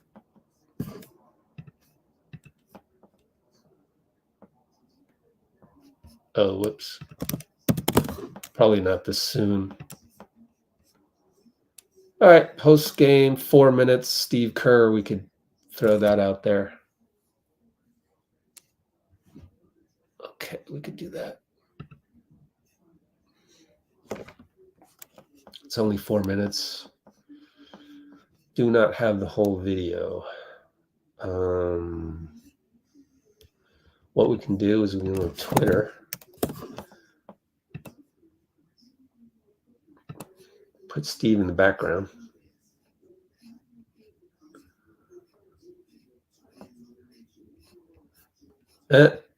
Spoelstra called Bam Adebayo the heartbeat, and that's just like Draymond for the Warriors.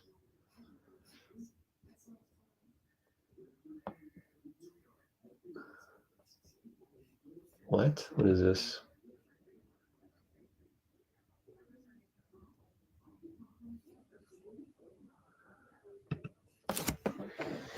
Don't even understand that one.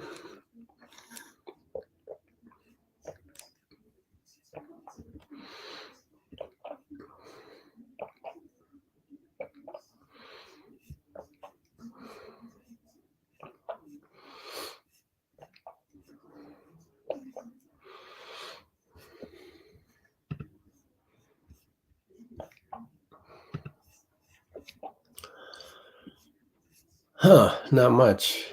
Not much. Kevin Love reunited with LeBron. There's Chris Paul. Let me look for Steve, and then we can... You know what I'll do? Let's go to SoundCloud. That's the easy way. Draymond Green post-game radio. We only have pregame, and he talked for a minute.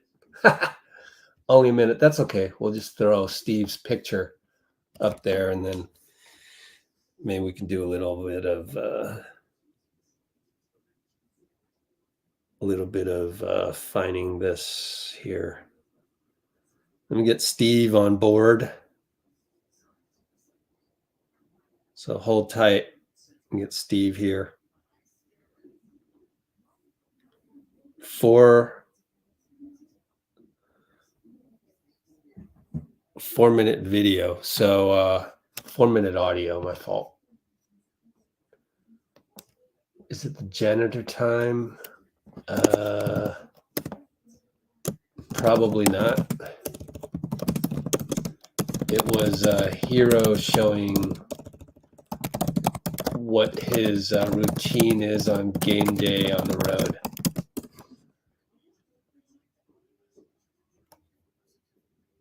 All right, Amy. Cool.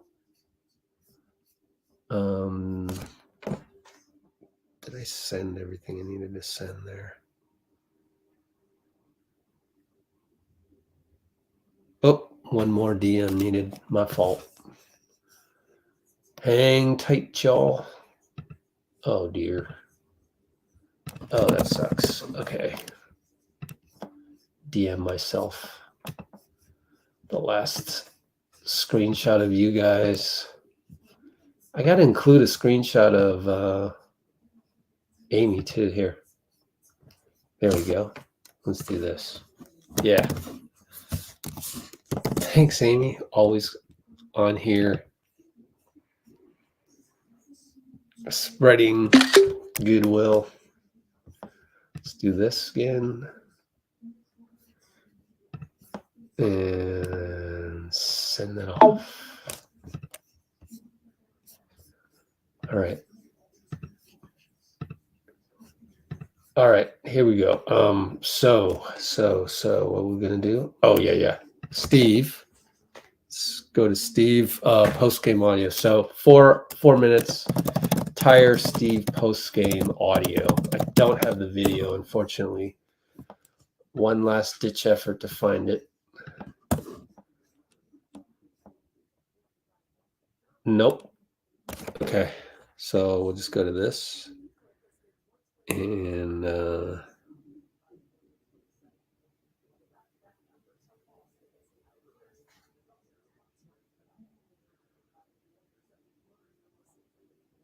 oh wait, hold on. I also want to do one more thing. Is I wanted to get the transcription of this as well.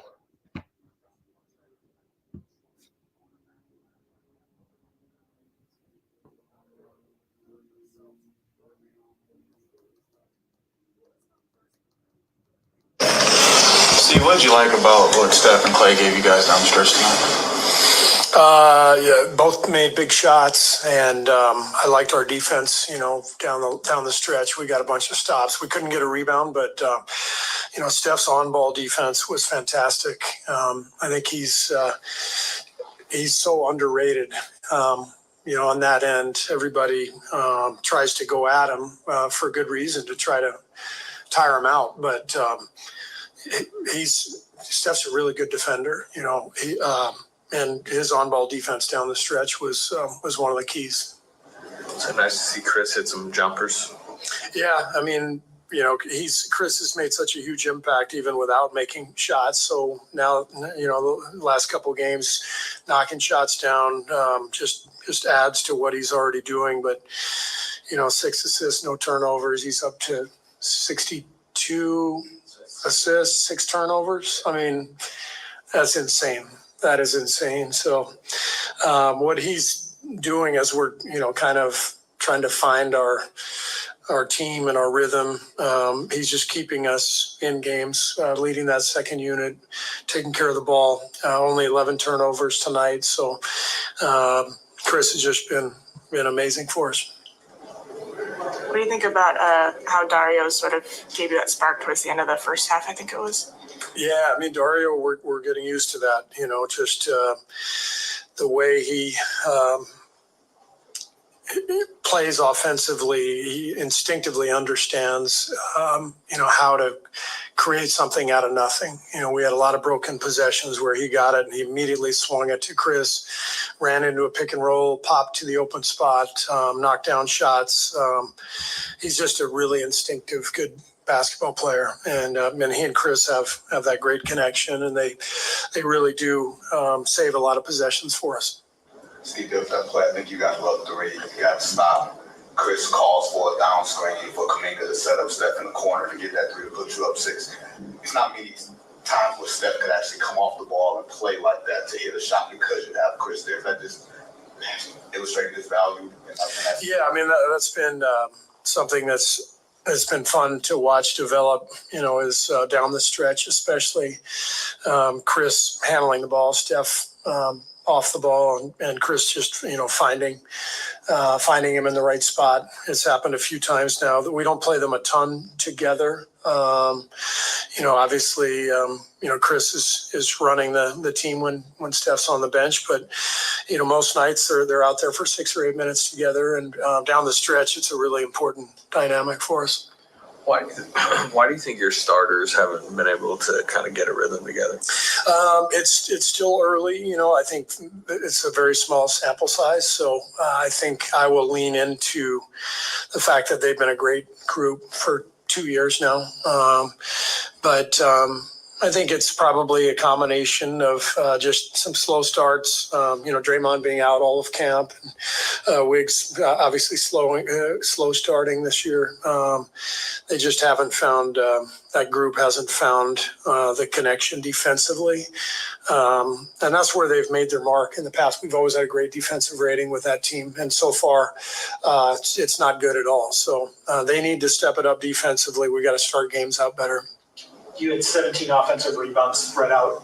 Was that a point of emphasis or just something that came developed? Point of emphasis, we're really trying to attack the offensive glass this year. And tonight was a really successful night in that regard. I think got 18 shots, 12 for 18 on second chance points. So, and they only had 6 attempts. So that's kind of the difference in the game.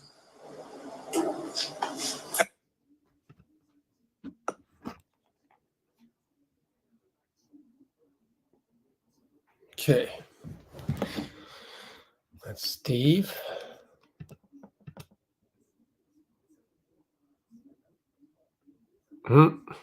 Yeah. Well, whoever we were going to trade for CP3 is going to look bad when compared to CP3's assist to turnover ratio, whether it's Jordan Poole or anybody.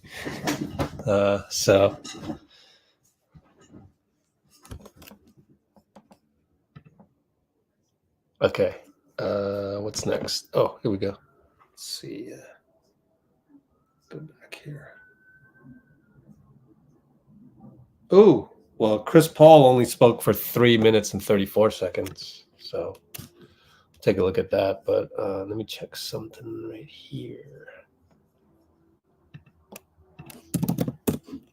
Steph at the podium.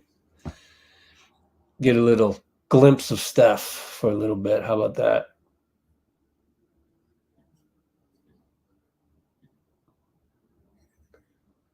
So we'll get a glimpse of Steph while he hits the podium pretty much now.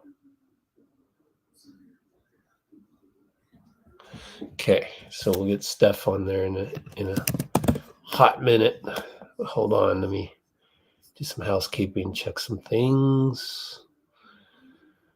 CP, where's CP at?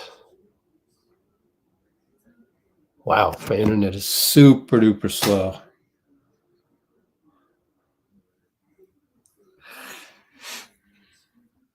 And we got Draymond post game here. What happened to my internet? Am I still on? Okay, yeah, I'm still on. NBA database just refuses to work. Let's see what's up with this.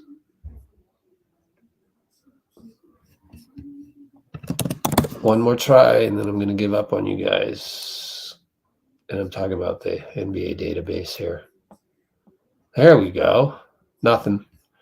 Okay, so I think we'll go with Steph. And to do that, we'll put a picture of Steph on there. I'm sure they're going to have one eventually. Yeah, let's put a picture of this right here. And so we got Steph post-game audio now on. Oh, I forgot to keep notes. 339, 340.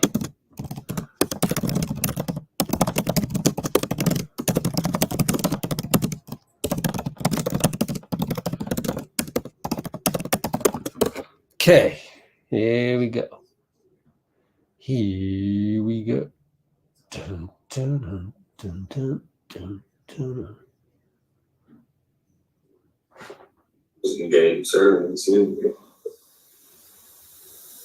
That's a positive on the back end of, you want to control momentum a little better in the meat of the game when you have a team on the ropes, especially on the road, not giving them any life.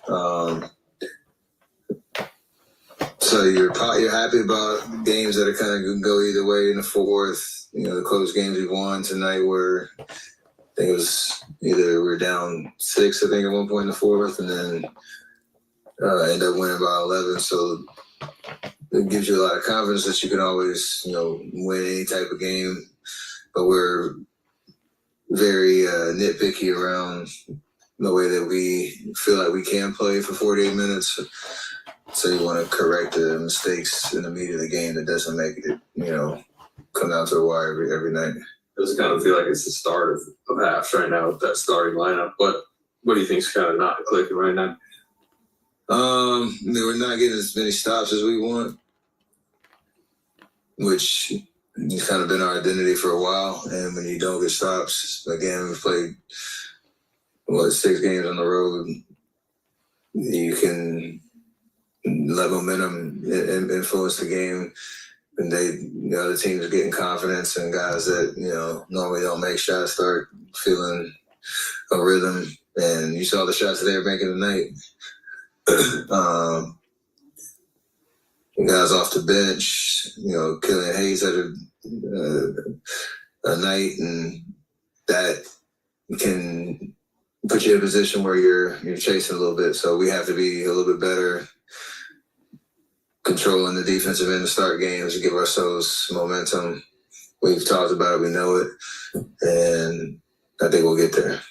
Steph, Dre's been back from injury for a couple games now. Do you like where he's at? For sure. He's shooting the ball. He's moving well.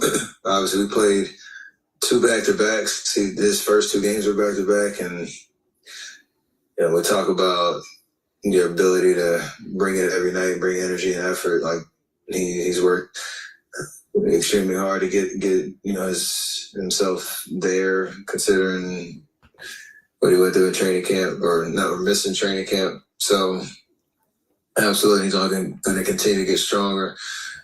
And when he's flying around stuff in the stat sheet like he did tonight, the way he's been shooting it, that always is a good sign of where he's at physically.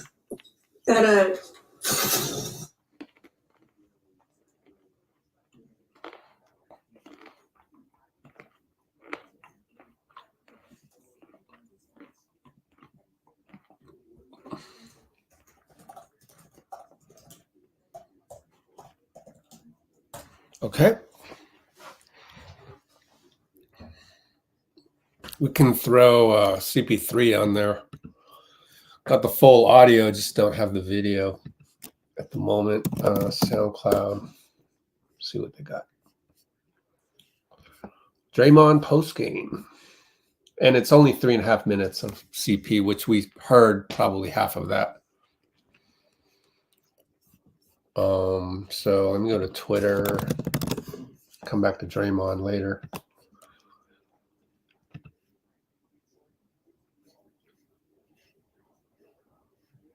Down to the wire in Minnesota.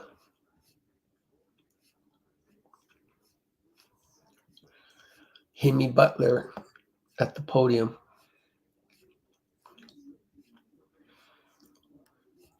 And let's get Chris Paul, because I got the whole audio of it and might as well do that. Chris Paul, where art thou?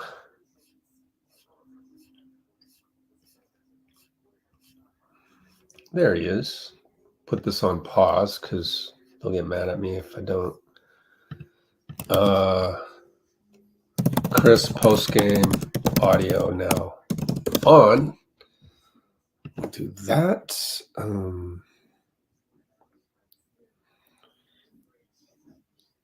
Oh gosh, hold on. Okay. There.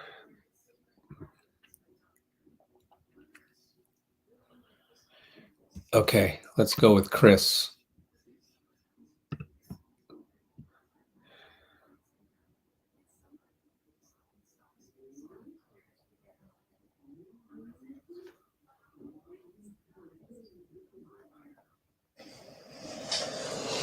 Did it feel good to finally hit some jumpers? Yeah, did. Have you felt it coming? No, I don't know. I figure you keep shooting eventually. Hopefully the law of averages. I probably ain't shot it this bad in 18 years, so I like my chances. Chris, how would you kind of assess where this team's energy is at, where this team's energy has been at over these last 2 games? It's good. I think, we definitely always happy that we can pile up wins, but we know we got to be better on the defensive end. Always trying to get better on the offensive end, but I think everything starts with us on defense. What do you think about the way that Dario sort of gave you guys a spark towards the end of the first half there and sort of recuperated the broken plays? I gotta watch it again, but it might get repetitive, but I expect, Dario to do that. Everybody on our team is pretty cerebral in the way that we play, sort of equal opportunity. How soon after a game do you go back and watch the film? Is it something you do on the bus heading to the next game, next day? On the bus, night, in the morning. Just I watched the last game before my nap. Just basketball. Chris, it was like, I think it was like when you guys went 3, you got to stop. You call for a down screen for Kuminga to set for Steph in the corner. That 3, those momentum plays that coach you take you from 3 to 6. Do you recognize that that's where my value can be, where I can settle this team down, and if we get a team down, we can put some distance with us? I don't even think that deep into it. I'm just playing, you know what I mean, and trying to put everybody in a position to, be successful. If JK sets a screen for Steph, if 2 guys go to him, he's going to be open. So it's just, I don't think that deep into it, you know what I'm saying? I'm just playing. We obviously talked to you in Houston about adjusting to the new role that you were playing off the bench. How is that? Like, how do you just feel? It's an adjustment. I don't know how many games this is, but still getting used to it. And just like with anything, it's going to take time. You know what I mean? So, yeah. Chris, he struggled at some points throughout the game, but what is your assessment overall of Cade coming out? Cade can hoop. Cade, I know Cade for a long time. He was supposed to play on my AAU team, but he ended up flaking on us. But it's a lot of them that I know really well. Marcus Sasser was a camper of mine or whatnot. I'm really connected into grassroots basketball, so it's always odd to know these guys the way that I do and then get out there and compete against them. But Cade is an unbelievable player, going to continue to be great, especially playing under Monty's tutelage. And then he got Jay Jack on his bench, who one of the best guards to play the game that grew up with me.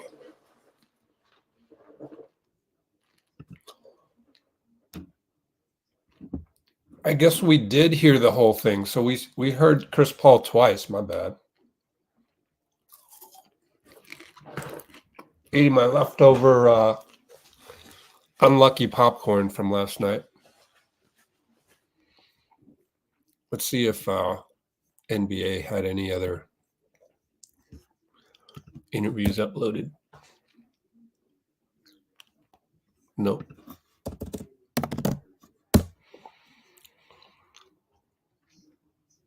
I want to listen to Draymond, actually. Be kind of nice, I think. How long did Steph talk for? Let's look.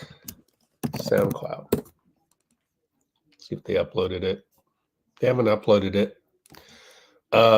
It's possible that the Warriors staff needs to go catch the airplane and get going. So we don't have that. Excuse me. And I think we are going to cut this live stream short pretty much, but we'll see.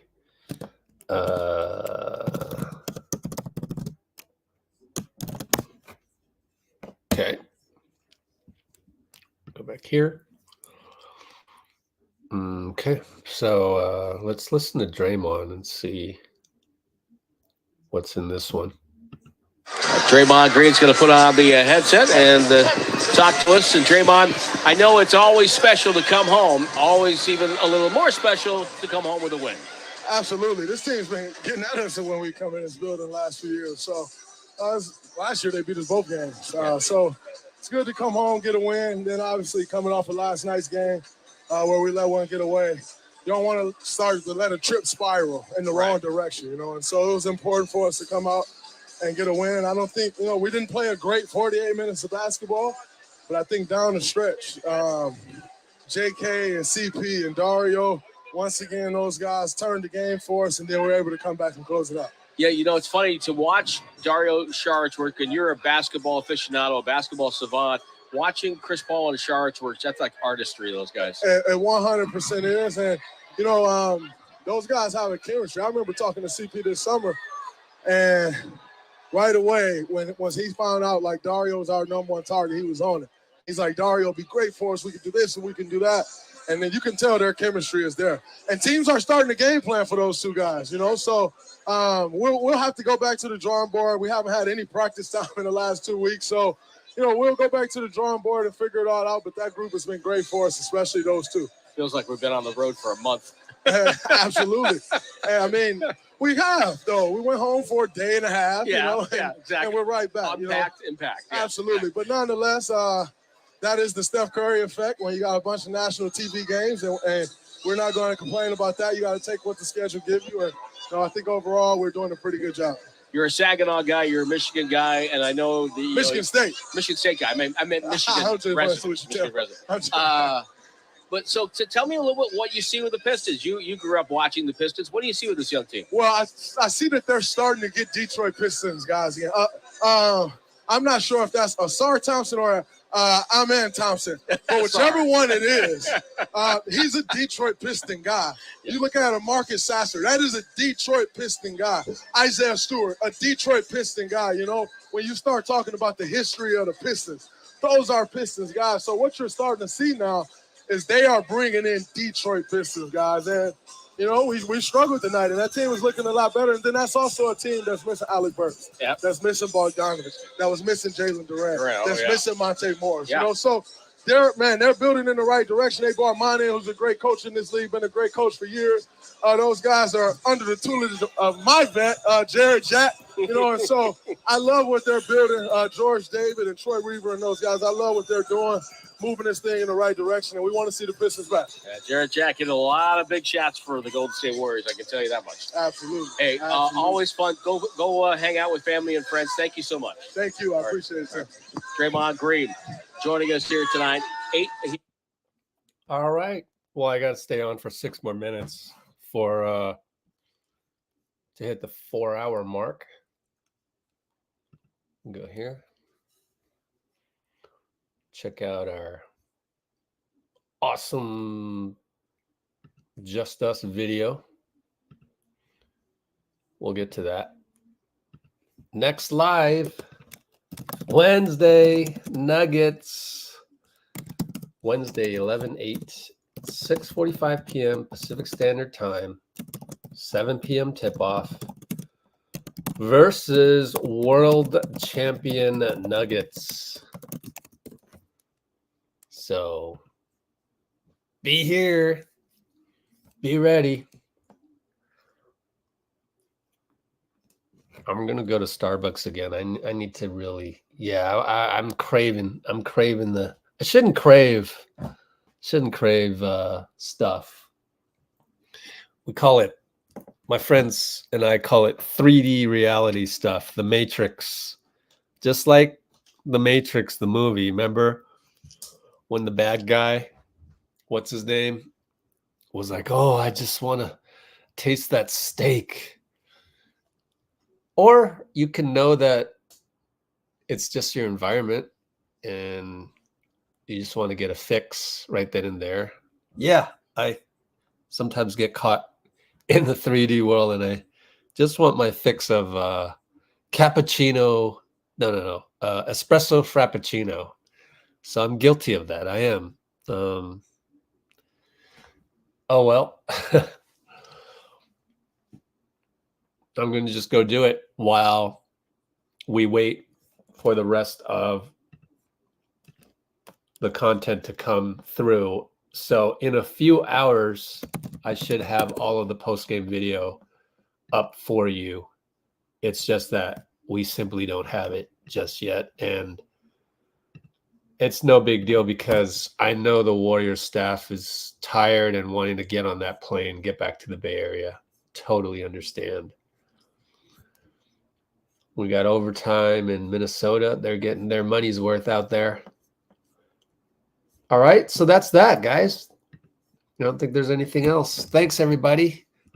See you in 48 hours, actually 47 hours.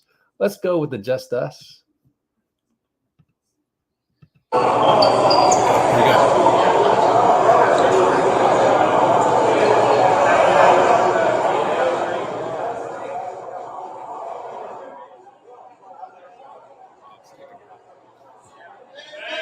Here we go.